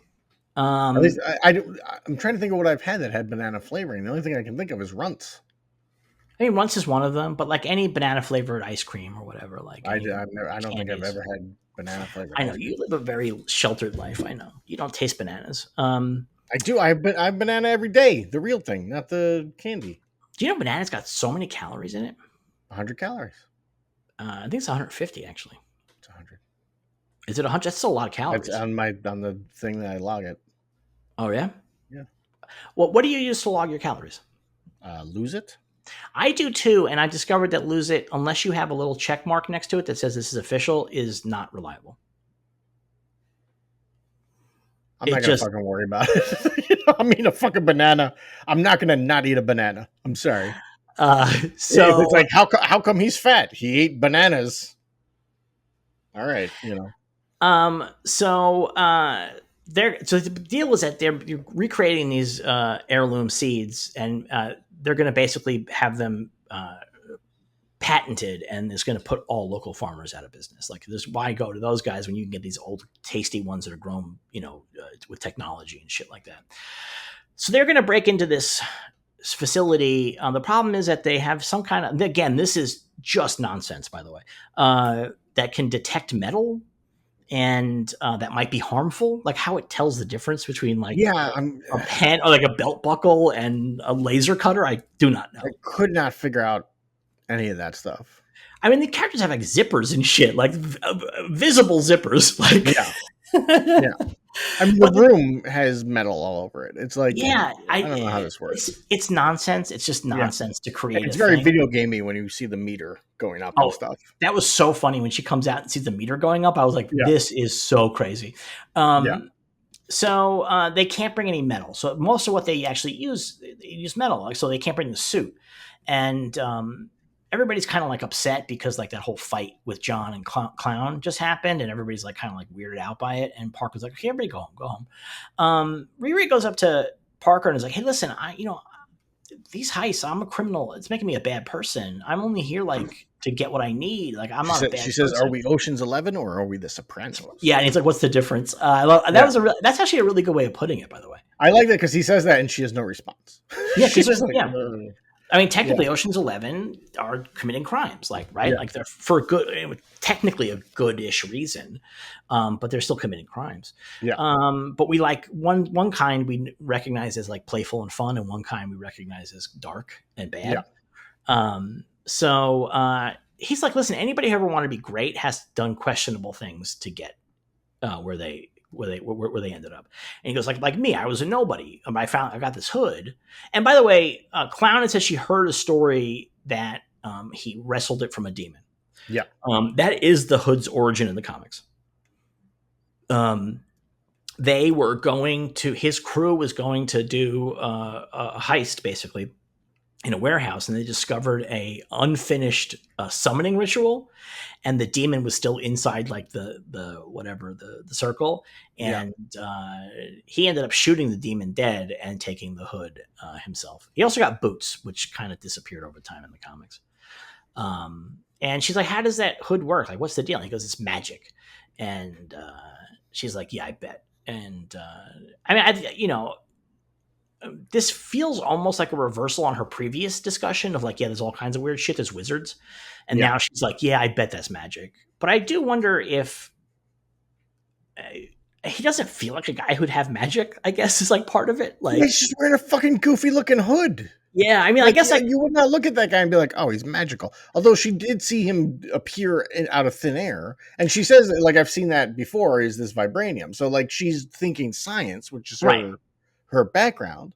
But I would not think, oh, this guy's wearing a magical hood. you know. Yeah, the thing is, like, nuclear weapons exist, but if somebody was like, "This briefcase is a nuclear warhead," and they were just a total What? dork, you'd be like, "Oh yeah, Yeah. whatever." Yeah. Okay. I mean, like, doesn't mean you don't believe in nuclear warheads. It just means that you don't think this guy's got one.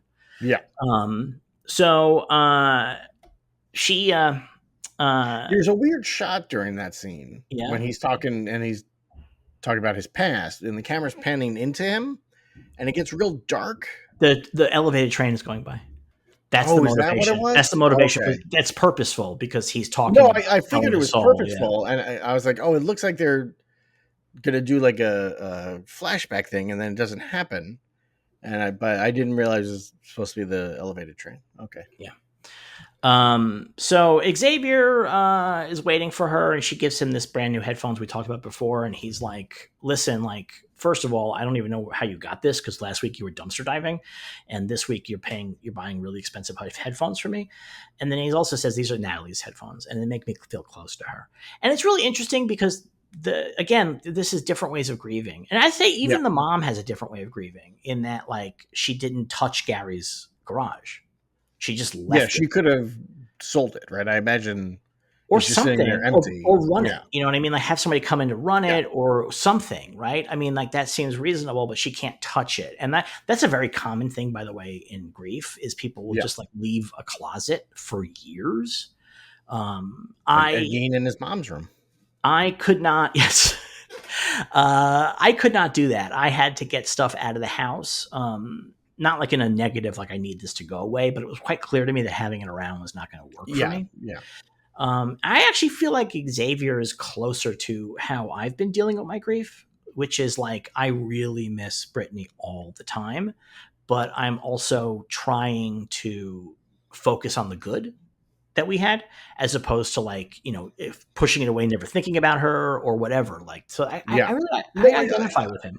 I mean, I would imagine between Riri and Xavier, he is handling it in a healthier way, Yeah, definitely. right? Like he is not trying to ignore his feelings. He's incorporating his feelings into his everyday life and learning to continue with those feelings and not have them either overburden him or be Right. something that he just can't deal with.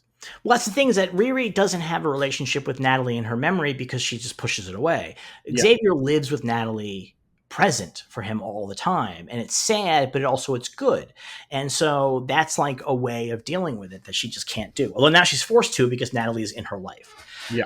So Joe turns up, wants to see Riri. Mom is like, "Why is this middle-aged white man at my door?" And he's upset that she's called He's like, middle-aged. I'm 35. And this is when they're like, "Hey, we work together. That's where I'm getting all this money from." And he has blueprints, and he's like, "Listen, you fucking inspired me. I have all these ideas the last couple of days. I can take my ideas even further. I can really do a bunch of shit, do good things, prosthetics and organs, and a steel stomach so that we get rid of food poisoning," which I thought was I really funny. really want to know how that would work out. Are you cutting out half of the I think stomach he said to a put it in? second. I think he said a second Yeah, he said steel a stomach. second steel stomach. Well, So cows have two stomachs, so that's not yes, but cows are built different. evolved to have that. We don't Yeah, have yeah. space for another stomach. I mean, I wonder if you put like a little stomach box above the stomach and it has a filter on it so that only good stuff gets in. Like it has like a UV ray. I don't know. Anyway, I mean, yeah, who knows? I don't think it's a good idea. I think that's actually No. part of the premise here, is that his ideas. She's like, these ideas are like nice, but like these are not going to work. Well, he has the one like laser cutting fingernails so that they don't chip or break. Yeah. Like, I don't know how important that one is. Yeah. But she's like, "I need you to help me," and she's like, "No way." And he goes, "You know what? Actually, I learned from you to stand up for myself, so I'm going to blackmail you right now." And he goes, "I'm going to tell your mom what you're doing," which I thought was really great. Yeah. I thought that was such a good blackmail. Like, I thought it was just such a funny and smart, and would work too. I think the thing is that because Riri is a teenager, the show hasn't lost sight of that. Yeah. And so the idea of "I'm going to tell your mom" actually fucking really works. And I mean, so even if she's not a teenager, to be like, I'm going to tell your family that you're a criminal, that's not going to go well. Clearly, her mom's not living a criminal lifestyle. Yeah. So that's not going to fit with that family. So she takes the blueprints that he has, and she's like, "Fine, I'll look over these." And he says, "How does 6 tomorrow sound?" He goes, "You know what? I'm blackmailing you. 6 is what you're going to come over." So I really like this scene a lot. She goes back into the house. This is when Natalie's living inside the suit. Yeah, she sneaks up on her. And Natalie's like, "Listen, this whole situation's bad. Parker's a bad dude. His shit's weird. Like, you just should not be dealing with this guy. It's just not great for you." And also, she doesn't like, Riri, she's like a genie, like get back in the bottle. And she's like, "No way, I'm a fucking person, basically. Like, I want to go out like we used to." Like, and Riri's like, "No, you're a code. You aren't a person." And she gets blackmailed again because Natalie's like, "Well, I'm not going to fucking help you upgrade this suit Yeah. unless you go out with me." And she builds a little necklace that Natalie can project from. And I thought it was really sweet. They just go sit in the park for a while, Yes. Yeah. and they just talk and they have like a really good conversation. That's not like 100% super meaningful exposition wise, but Well, it's just sweet. It's really sweet. there's a good moment in this where they're talking, and Riri says to her, "What do you remember about Natalie?" And Natalie says, "I remember a lot of things, but there's things I don't remember. There's spaces that Right. there's just nothing," which I imagine would be the same way if If I I was was still alive. alive. Yeah. And it's very true. Like, oh, they're just things, everyday things you just, your brain just gets rid of, and you have no memory of like a week or whatever. Like, and I like that. I like that aspect of it. And it also feeds into the idea that there are things in Natalie's life that Riri did not know. Right. Like, so she just does not have memories of those things. She only remembers the things that Riri remembers. So I dug that. Um, Joe texts and is like, "Hey, actually, come earlier." And so Rita's like, "Ugh, this fucking guy. Like, he's like a big weirdo, but like I like him. He's cool, and his plans are like a mess. But like, there's some things that can be worked on in these. So I'm kind of actually interested in trying to work on them." So they leave and they go. Actually, they stop at the garage, and Riri's like, "I wonder what Gary would think of the suit. Like, like how, and also what I'm doing with it. Like, would Gary approve?" And Riri has a total panic attack when they open the garage door and go inside. Riri has a panic attack over an amazingly funny line Yeah. where because Natalie's in the garage and she's looking around. She's like, "Does it smell like?" Because she's AI. She's like, "Does it smell the same? What does it smell like?" And then she looks down by the chair where Natalie was sitting when the gunfire started, and she goes, "Oh, my gum! Come here and taste it. Let me know if it still has flavor." And that made me laugh so hard. Oh, I kind of actually missed that line. That's Yeah, incredible. yeah, it made Um, me laugh. but Natalie's able to talk her down from the panic attack. And the deal is that Natalie in real life knew how to do this with Riri. That's one of the ways they were best friends. Like, she understood her and could help her. And so, but Riri's like, kind of like, "How the fuck do you know how to do this? Only Natalie knew." But of course, you're remembering it. So Also, that's not for nothing, her way of helping her calm down is breathe. Yeah, which is a very common way. The way to do Yeah. that is to name 6 things that you can see in the room. Name 5 Okay. things that you can feel. That's a very common way. But Yeah. like, breathe is part of it. Like, you have to breathe. Like, Yeah. when you're in a panic attack, your breath starts going shallow and bad, and you begin getting lightheaded because of that. Yeah. So But when she's like, "Only Natalie knew how to calm me down," I was like, I think anyone in this situation would tell you, like, "Hey, yeah, just breathe. You gotta refocus." Like, so that's not there. There needed to be something like a song. Like they keep talking about the Bonnie and Clyde song. Like, start singing that, right? Like right. something to focus on. That should have been the thing. And they instead it's Yeah. just breathe. I was like, well, I mean, that's actually good advice, though. Breathe is really good advice. no, but she says only Natalie knew how to calm me down. Right. I think that feels like the most obvious Yeah. advice to somebody having a panic attack. This is when the cop thing happens. They go home and the cops are there, and Riri realizes that they killed Stu, and she knows they killed Stu. It's so obvious that they're going to kill her too. Like that Yeah.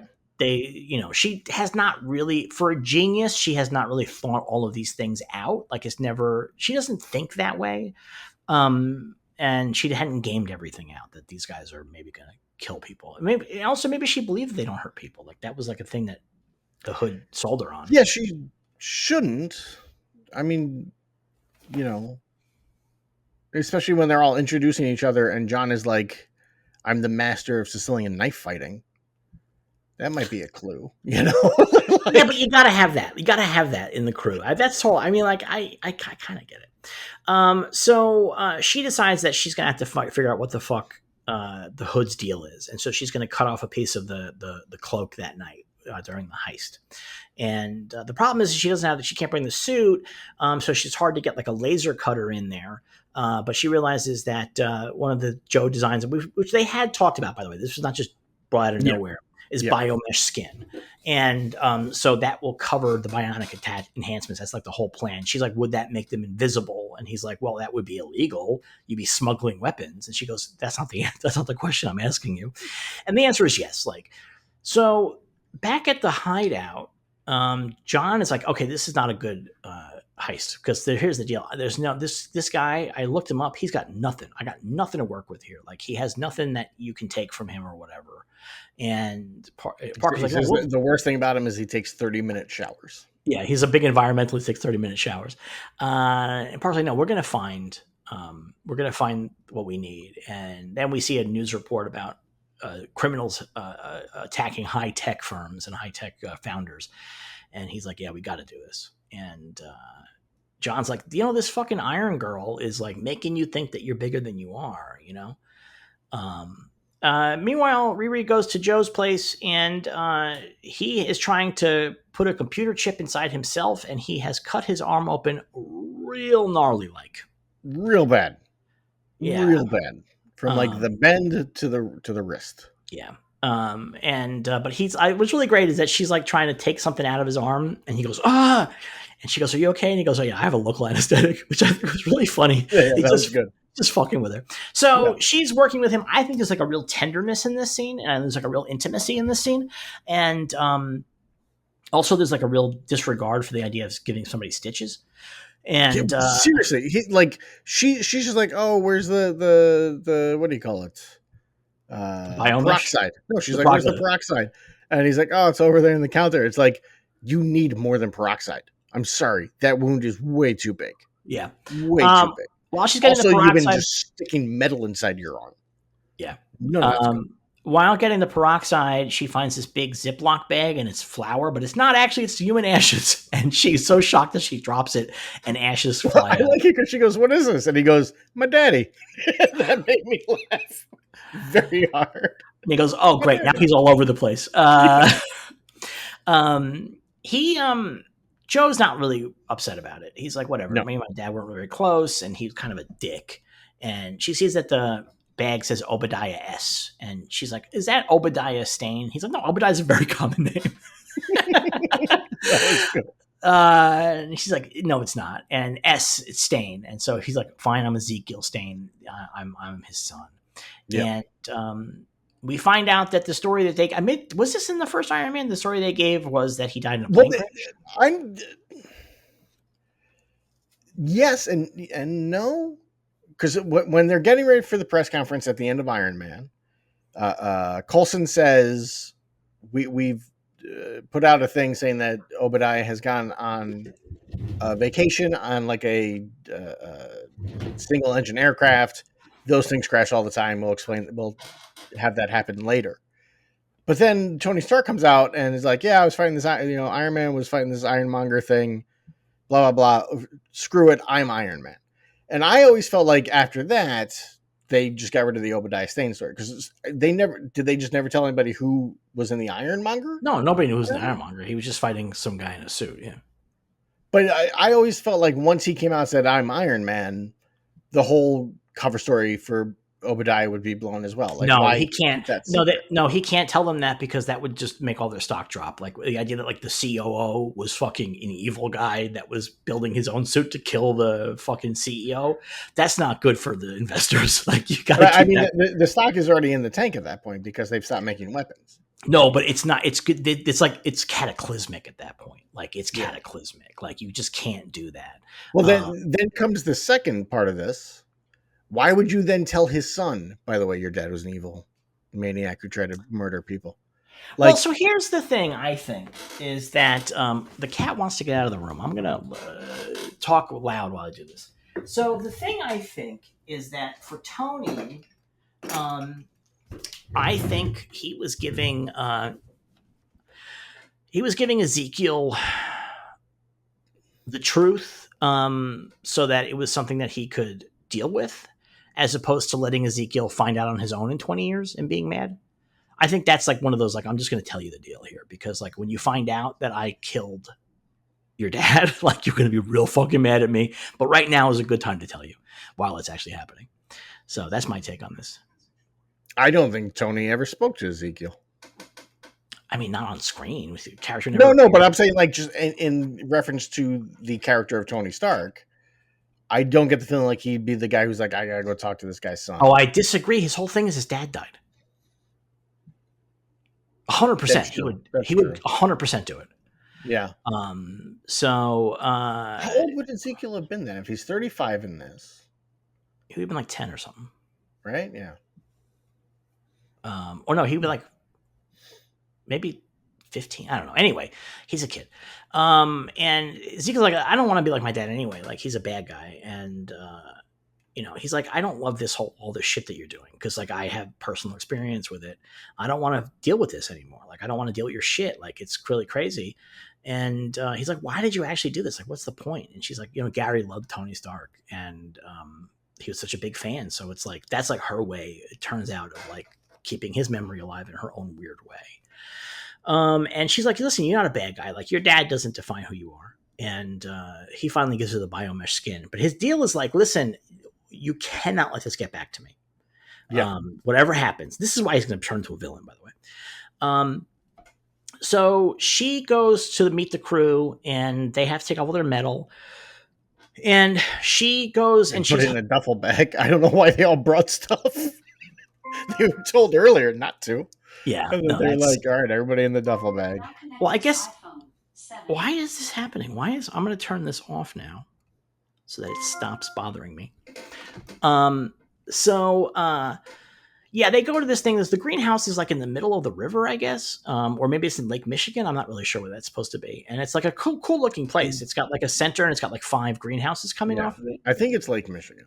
But I do think that Chicago is not the ideal place to grow crops like that. I think that maybe you want to place sunnier, but what do I know? But I mean, it's all hermetically sealed and stuff. Like, it's not just like out in the open, right? So they go, and Riri leaves the suit there, so that everybody thinks that she's going to do her role in the thing, but actually it's not true. She leaves Natalie in charge, and so that it can move and shit like that. And then she goes underwater to catch up to Parker, who's on his way to the main place where the CEO is, and she has to like swim, and she has to like get cut through a lock to get out. And what? This is another very confusing plan to me. It makes no sense. No. Where it's like, I'll go through here, and then I'll be in the room where Parker is going to confront this guy, and then hopefully there's ways around where they won't see me, and I can cut a piece of the cape off. That's her plan. Yeah, no, it makes no. The heist makes no sense too. Like, why are they all in the fucking greenhouse? Like, isn't there a fucking facility, like a central control room again they should be in? I mean, also not for nothing, but they shut off the cameras, and then they shut off the lights, and then somebody contacts the guards and like, hey, there's some lights out by you. Can you check on that? It's like, you didn't notice the cameras went off? So Parker is in the greenhouse with the CEO, Hunter Mason, and Hunter's like, hey, I knew you were coming, so here's a check. Just get the fuck out of here. And Hood's like, that's not enough money, man. Like, I want you to sign this contract. I want you to bring us on as, co-owners. And he's like, no fucking way. He's like, nothing you can say will make me do that. And so the Hood tells Slug to turn off the fire detectors, and then has Clown set the fucking greenhouses on fire to destroy all the plants. This is why Riri is now sneaking around, and we're getting this thing that's showing us there's like detecting metal or whatever. It's so dumb. It's straight out of like Metal Gear Solid, where it's like, 100%, there's the volume. You're making too much noise. Yeah. And she's cutting off the robe, but like she's trying to do it slowly so he doesn't realize. And she has the cutter out too long, and it goes into emergency mode, and it shuts everything down. And Then it starts pumping CO2 into every place to suffocate whoever's in Also, there.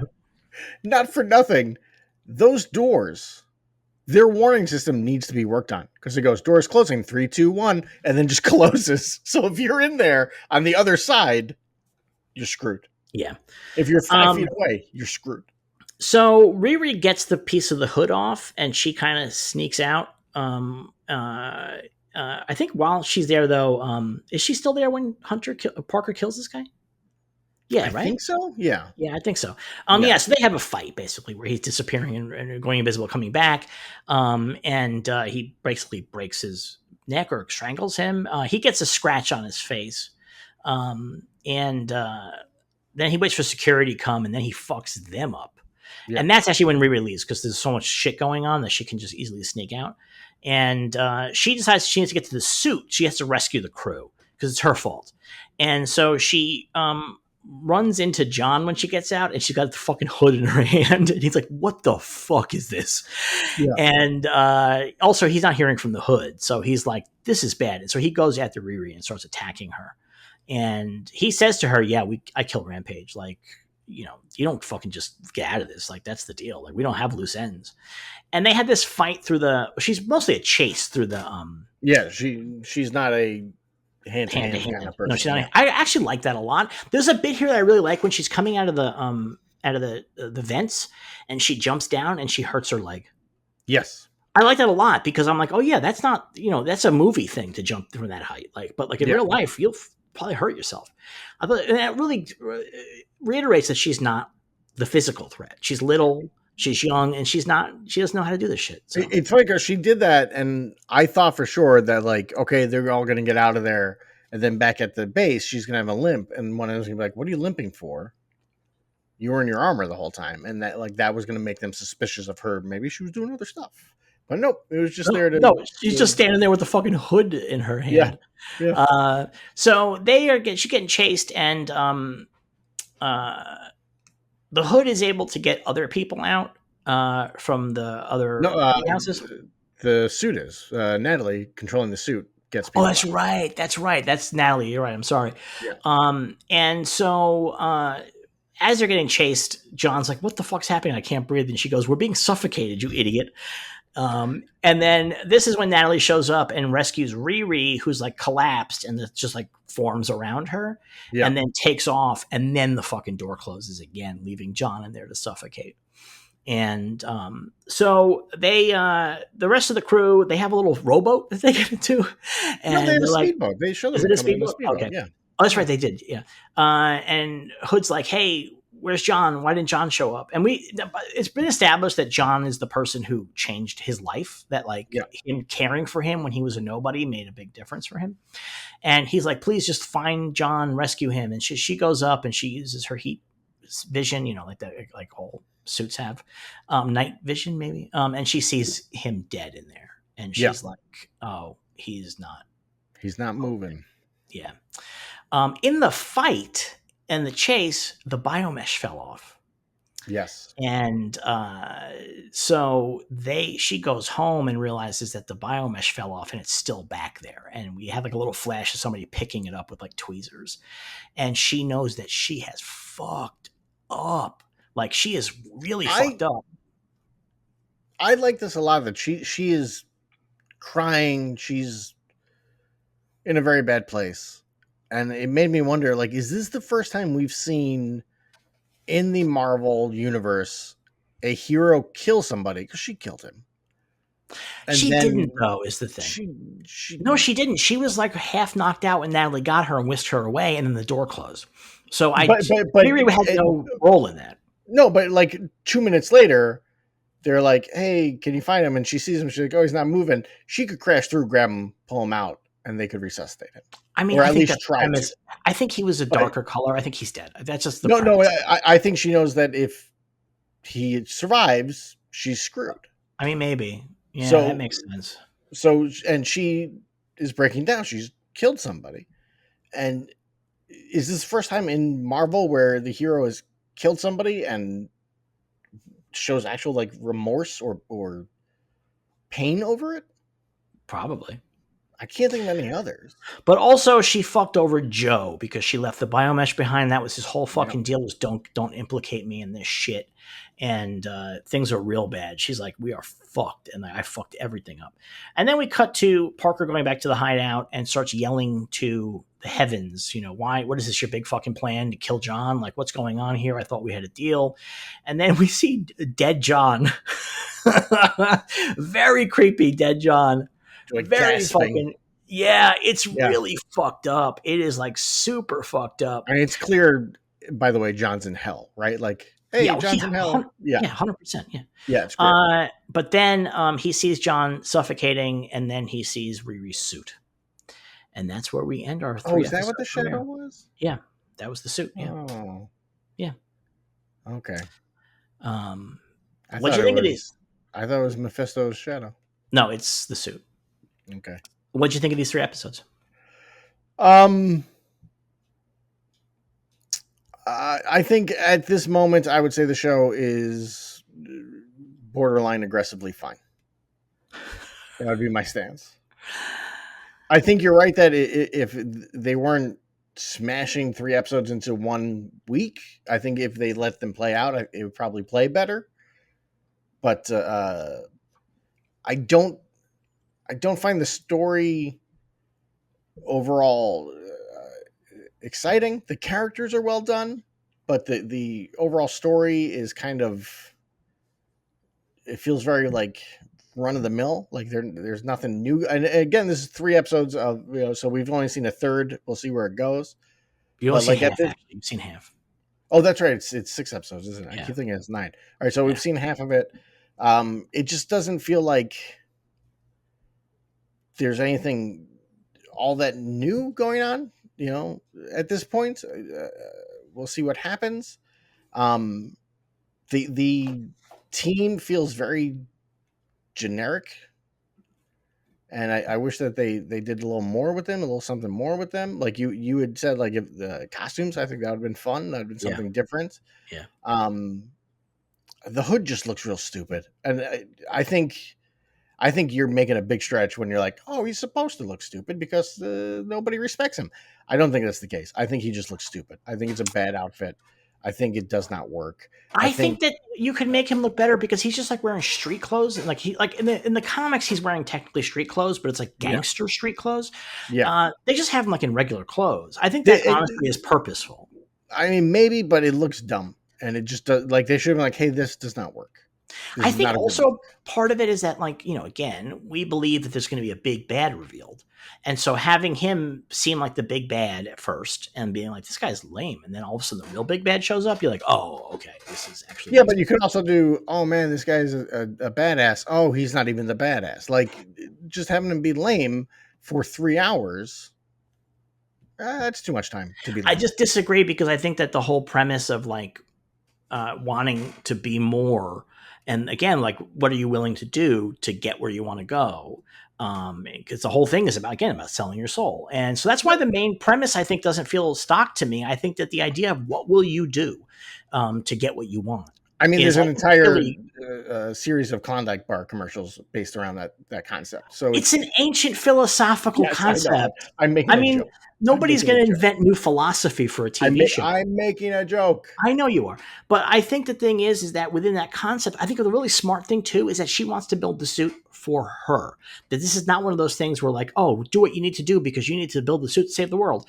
It's like, it makes the dilemma bigger. Like, oh, you could just not build a suit. Like now you're fucked up in this situation and a guy died and you betrayed this other dude. Like I like that because I think it's too often that when the hero does something bad in a story, the reason they have for doing the bad thing is just so overwhelmingly understandable that it doesn't carry any feeling of like, oh, that was fucked up actually what you did. Like, but she's just doing it because she wants to. It's her grief and her identity are tied up in it, but she doesn't need the suit. There's not like a villain coming for her. I mean, she says at one point to Ezekiel, she says, I want to be an icon. Yeah. Like that's her goal, right? Yeah. Is like, I want to be as big a name as Stark and Gates and Jobs, right? She even says that at one point, but which is fun, I guess. But like, what I'm saying is none of this feels none of it, nothing about the plot was engaging to me. I think the if you're going to do stories that are heists, part of a heist story is first you have to break down what the heist is so that we understand when things go wrong. And these heists don't make any sense. But the heists are just sort of an excuse to have to do things. They're not actually the point of this. This isn't a heist show. That's the thing. So it's not like every episode is going to be a different heist for the 6 episodes. That's not the premise. There's just 2 heists, and I bet there's probably. I would not be surprised if the heists do not work out moving forward because now that the Hood knows that she killed John.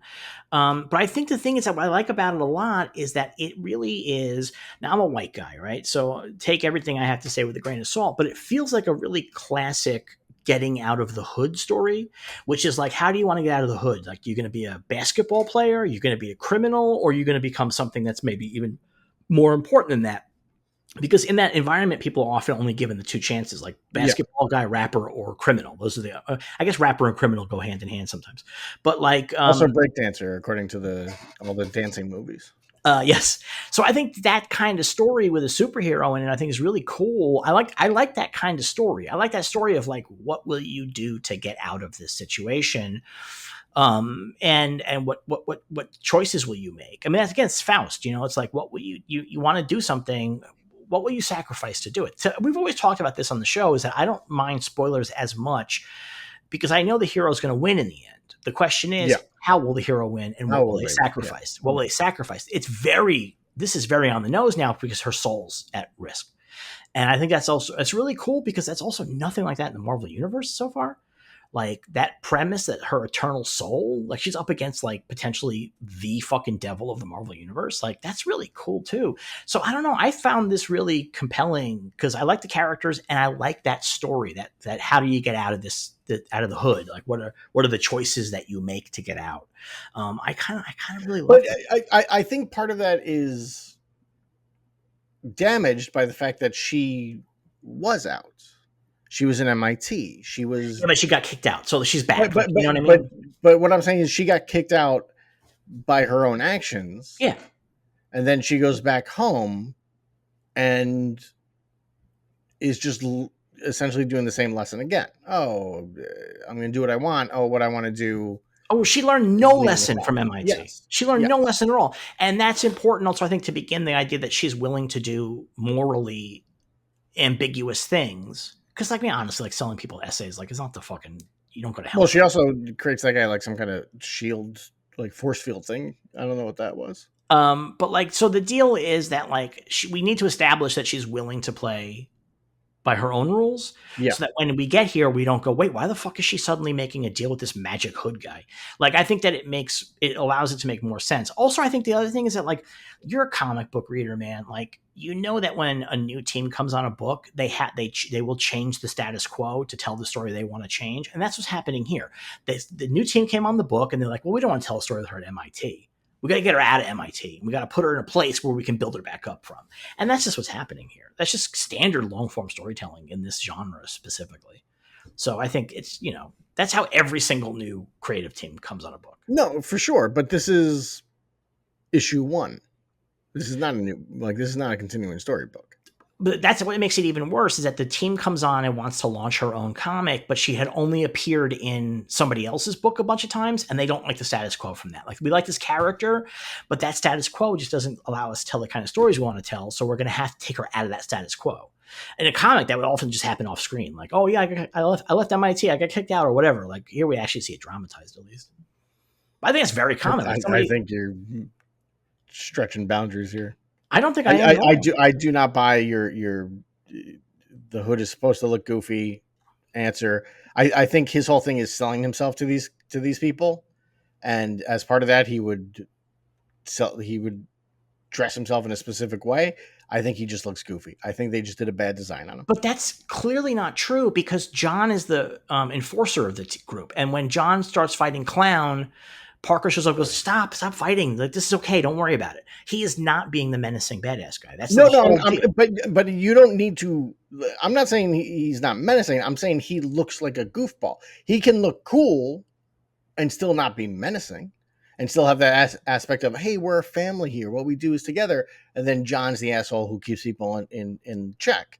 right? Like that's a very common boss maneuver, like bad guy boss maneuver. But just him sitting there, like when she first goes to his place and does the elevator thing, comes out, he looks like a fucking Ren Fair No, guy. it's very silly. Yeah. Like it just does not work, and it does not sell. And then it doesn't work your idea that they don't respect him because that fucking gluten free joke is not funny and they all laugh. That is a clear sign of them kissing ass to the boss. So they do respect him. That's not respect. That's not respect. Or That's not respect. in the least, they understand his place in the pecking order. Right, because he's the boss. But like that's like being in a corporate environment and you have a boss who's always making terrible jokes and you go, haha, good one, Steve. Love when you make these jokes in our meetings. It doesn't mean respect or even fear him. It means like, oh, the thing I got to do right now is just fucking laugh at this guy so we can move along. But And I think if that is the aspect, the way you sell that is laugh and then you show one of them rolling their eyes.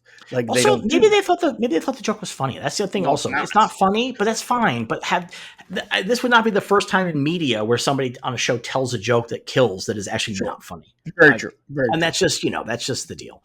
Very true. So I think maybe you might be reading a lot into that piece of it. I think it's just a bad joke that the show decided they wanted to have it be funny.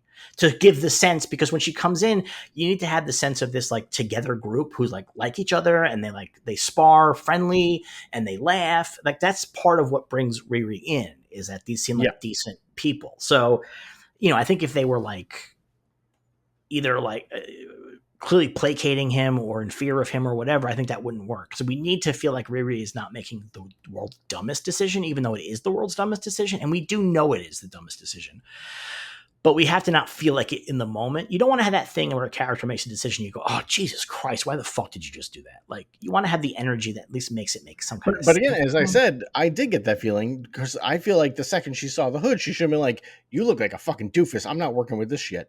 Well, no, And she did say that. She walked right out, and then he had all this money to give her, and that's her deal. She's like, so like, that's not just like, well, will you sell your soul for money? Like, will you like fucking work for this dipshit for money? Like, that's Yeah. the thing. Like, it's not just like she immediately walked out. Like, it's not even a question. She wasn't impressed by him.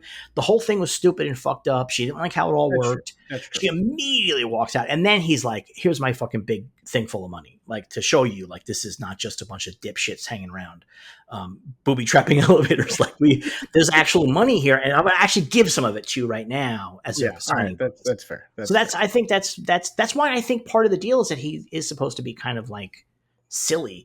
I think it's a big deal that like the CEO of Heirlooms doesn't take him seriously. Like, I think that's a big sign that we're supposed to understand this guy's kind of goofy looking. No, And I took that as the CEO of Heirloom being just overly confident and pompous, like billionaire assholes are. And he's like, "Here's your money. Just fuck off. It's not worth my time." And no, but then, again, even after that though, when he's like, whatever, I'm not going to fucking work with you. He's like so calm about it. Like he just doesn't take this guy seriously is the deal. Like if he thought that this guy was capable of killing him, he would have, I think, responded differently, even as a pompous, overbearing CEO. So that's my take. I thought that whole scene was intended to make Parker feel small in this guy's presence. And thus, that's why he kills the guy, because that's not good for the fucking mission. Because John says, "Did you get the thing signed?" But what they're trying to obviously do is get these people's souls. And he fucked the mission because the whole mission was about getting this guy to sign the paper. But because this guy made him feel small, which is a thing he has talked about in other episodes, I was small, I was nobody. He got talked down in front of a guy who makes him again feel small. He kills him. I think that's 100% on purpose. It's all there in dialogue too. By the way, it's not even me like doing like. I think the actions in that sequence are muddled though, because he kills him because Riri fucks up, everything gets shut down. The guy pulls a gun.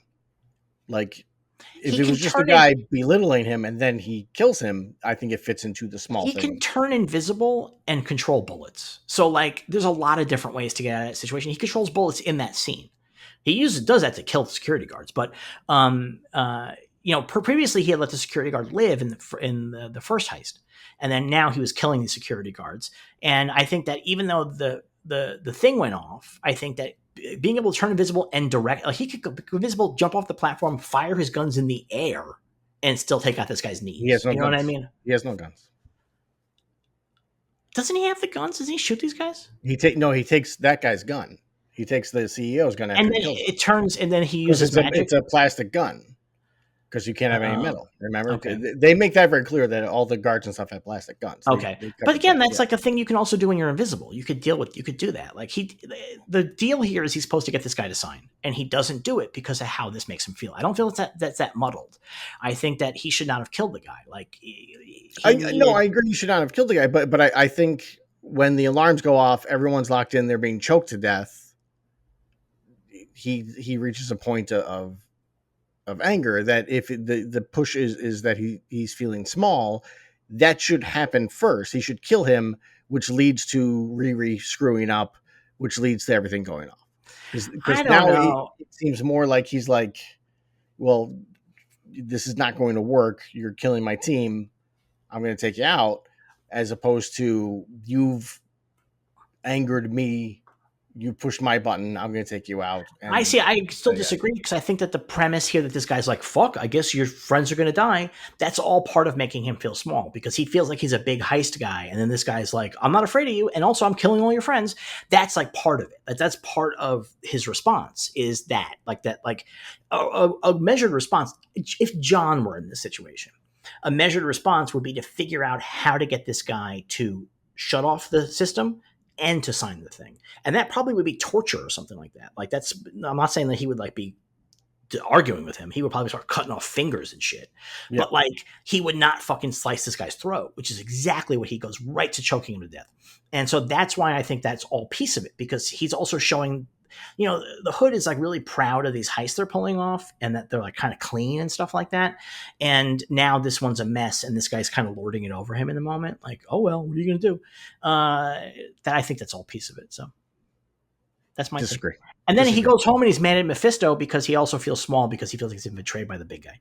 So anyway, we'll be back next week with the next 3 episodes, the final 3 episodes of Ironheart. I quite like these 3 episodes. I do think they were too jammed together.